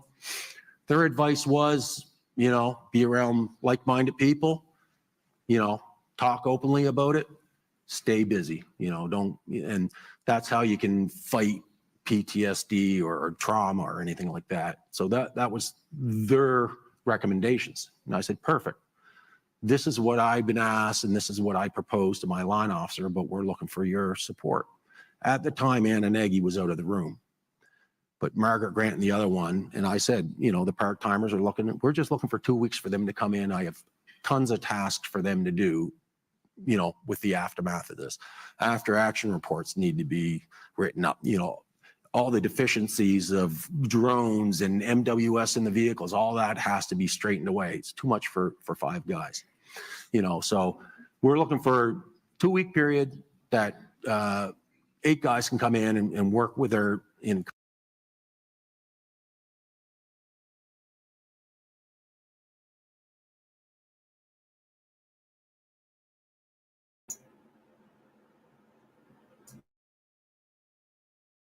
kind of an admin role, let them decompress, and, you know, that will probably give them enough time to get back to general duty policing. Margaret Grant and the civilian was like on board. Yes, that's a great idea. We support that. Anna Nagy come back in the room, and she was kind of briefed on it. And she looked me straight in the eye and said, Tim, that's a great idea. I support that. So I went back and spoke to my line officer. I said, yep, the 3 of them support that recommendation. Great, we'll make it happen. So, you know, that was the Friday after Port-a-Pic. Basically, Saturday was our first day off of work. I was home, and I, you know, like felt supported, felt like, all right, you know, we'll get through this. And Saturday afternoon, I get a call from my line officer. There seems to be a hiccup. Halifax District RCMP's, you know, one of your members didn't show up for work today. They're wondering why. And I was like, well, you know, there's a miscommunication somewhere, because you know, and he said, yeah, we'll get it straightened out. So anyway, right off, that starts to bother you, that the lack of communication and the lack of empathy. And so then it grows and it festers and it grows. Saturday night was the first night I couldn't sleep at all. Sunday night, I get the phone call from my line officer. Nope, they're to go back to work to their home unit. And I said, I'm sorry, but I'm disobeying this. I said, they're coming into headquarters tomorrow morning because of what the psychologist agreed with, what I know is right, and what the guys need. So they came into work, and I told the guys, like, no, I'm not listening to bad orders. Like, you guys are coming in and we're working. And we went in as a team, and we were there. And I was making phone calls, and I was in touch with mental health, I forget the word they use, but some high-ranking deputy commissioners in Ottawa sent them emails saying, listen, we need, you know, some empathy. We need to see what's going on down here. I'm fighting this battle myself. I reached out to other people across Canada, and Monday morning I come in, and this is how I know it wasn't a misunderstanding, because I sent a text message to Anna Nagy, the RCMP psychologist. Crickets. She never responded back. Had it been a misunderstanding, I'm sure they would have called me right back. Oh, what's the confusion, this and that. Oh, yeah. Okay. Yeah, I remember that. Yeah, we'll straighten it out. Nothing. Crickets. No one would call me. Monday morning, I get a phone call from the health services nurse. I forget her name. Well, this can't be right. This just can't be right. We'll look into it. Crickets, nothing. And Wednesday afternoon, I get an email from my line officer saying, no, they're going back to their home units. So at that time, the part-time members that were a week and a half after Portapic was forced to go back and work in their home units. I had absolutely zero to gain from this because I was already full-time. This was for my part-timers. There were members off because of Portapic not working that are still off today that didn't see what we seen, didn't experience what we experienced. We were at multiple sites, multiple casualties, and they forced our guys back to work, our part-timers back to work a week and a half after. And as you said, that was the genesis of your decision eventually to well, it got to the leave point service. where we wanted this investigated. We wanted to, how did this happen? At that point, we're bitter. We're bitter at management. And we want to find out how this happened. I knew how it happened, but we wanted to find out for sure. And we kept digging and clawing for information and wanted it investigated. And sure enough, just got swept under the rug because the people that made the decisions and protected the people that made decisions are commissioned officers. And they basically protect each other. So it's the, what's good for you isn't good for me, vice versa. So it's our commissioned officers, people that made the decisions and protected the people that made decisions are commissioned officers. And they basically protect each other. So it's the, what's good for you isn't good for me, vice versa. It's basically a two-tier system. And and they were going to investigate me. I was given a heads up, you're being watched. And they were going to investigate me because I've got the transcripts of text messages where we want an official statement from the two other psychologists on what Tim's saying. Because they were trying to paint me as a liar, where I had 13 other witnesses in the room that heard the same thing I heard. So at that point, I still want to investigate. I want the truth out there. And I kept saying right from the start, you want to know the truth?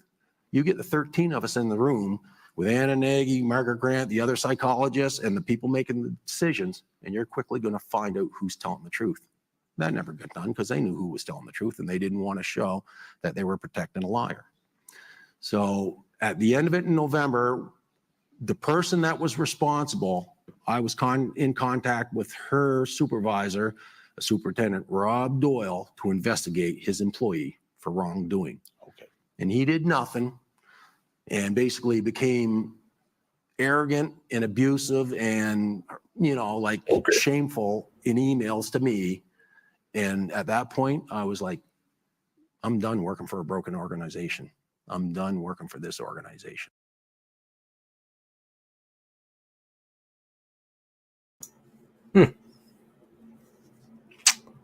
Yeah. Pretty telling.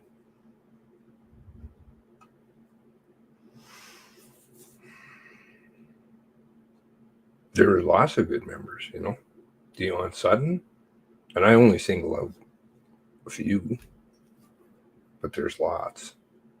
Dion Sutton's another one. I mean, he was working, I think between, if I'm recalling correctly, it was himself and another guy, another dog guy for the province. Just the two of them. And he worked basically the entire year until they could find replacements, because he's like, I'm not going to leave them hanging like this. I mean, nobody, I got to do something. And I think what did he say? The first day off he had to put down his old service dog, which is huge. To them, it's like, it's way more than just like a pet. This is like their life. They stick all that time and training into it, and that was his day off. Or you got Bernard. Wow. And I'm glad he's getting a little bit more attention now. You know, but when is July 10th going to come up? Because there's corruption right there, rife. And it's not just within the RCMP, it's outside of the RCMP. Literally what appears to be criminals. And you have Leather and Diamopoulos standing up constantly. Hey, you need to deal with this one. You got to deal with this one. You got to deal with this one. Constantly to Ottawa. Still nothing. Nobody wants to pay attention to it. You know? Told the media about it right away. Tweeted them live. Hey, you going to do something about this?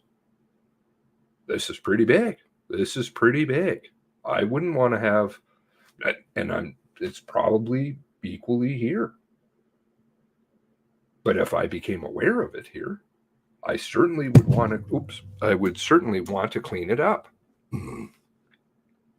And right there, it's out in the open. And then you're talking about a lot of different things because you're talking about CERT. A lot of different players in this one. CERT, Nova Scotia Justice Department, Ottawa, RCMP, I would believe 2 different police forces, Truro, RCMP, at least. That's very serious. A lot of mess that needs to not be swept under the carpet like they're continuing to do, but actually clean it up. Because then you're going to lose really good guys and gals like this. I can't turn into that kind of person, says Tim Mills. I got to get out. It's destroying me.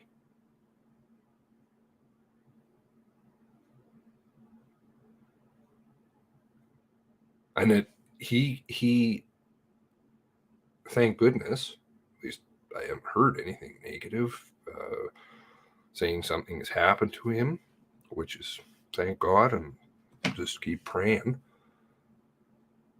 that, you know, he made it out in time and that he can move on with his life and have somewhat of a good life. But lots of members don't. Lots. They will kill themselves. Now, I'm not supposed to say that on YouTube. Apparently, that's a bad term, but whatever. It's true. You're supposed to say self-cancel or something. I'm not changing my language for anybody.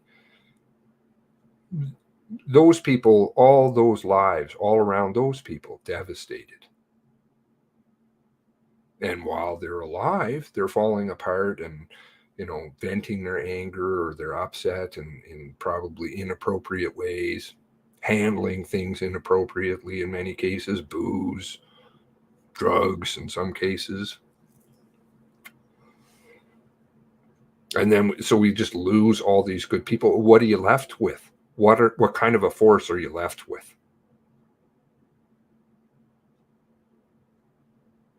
And all they want to do is reprogram into Brenda's Vision 150 total trash, which they've lost so many good people because of that. Nova Scotia was absolutely decimated. Not just Nova Scotia, the force across the country has been because of all of this. And yet they still want to continue. Please just, you know, give us recommendations that can get dusty and nobody's going to read. Nobody's going to care. Anyway, I won't keep rambling on, but they're just, you know, once you get yourself acquainted with a lot of the stories that are around, and they're just mountains of them, then it becomes so clear what's going on. And that affects our communities. It affects the way that even really great members police, because if, again, I'm forgetting that fellow's name, over in Great Village, he can't do his job because he's afraid that he's going to get run over by the RCMP bus. Oh, you're, racist, or you're whatever. So I'll just do nothing. I'll just take a pummeling. And frankly, if the guy's going to kill me, okay, at least I can say, I didn't fight back. I didn't fight back. I didn't fight back. And I think he literally kept saying that, right? I'm not fighting back. Well, what kind of policing do you have then? The guy is huge. He can handle himself. Anyway. Well, there we go. So I kind of went off into tangents and another 2.5 hour stream. So at least it's not 5 hours or something. Definitely we'll be back to do the report. But you can always hope, right? You can always pray. It will change. The world is changing. It is. It's coming back, and it's going to come back with a vengeance. It's going to come back with a vengeance, and certain people are going to be remembered as doing the right thing, and other people, well, they will be remembered for what they did too. And I don't think people will let go. Do have a wonderful rest of the day. God bless you all. Thank you very much for joining me. God bless 23.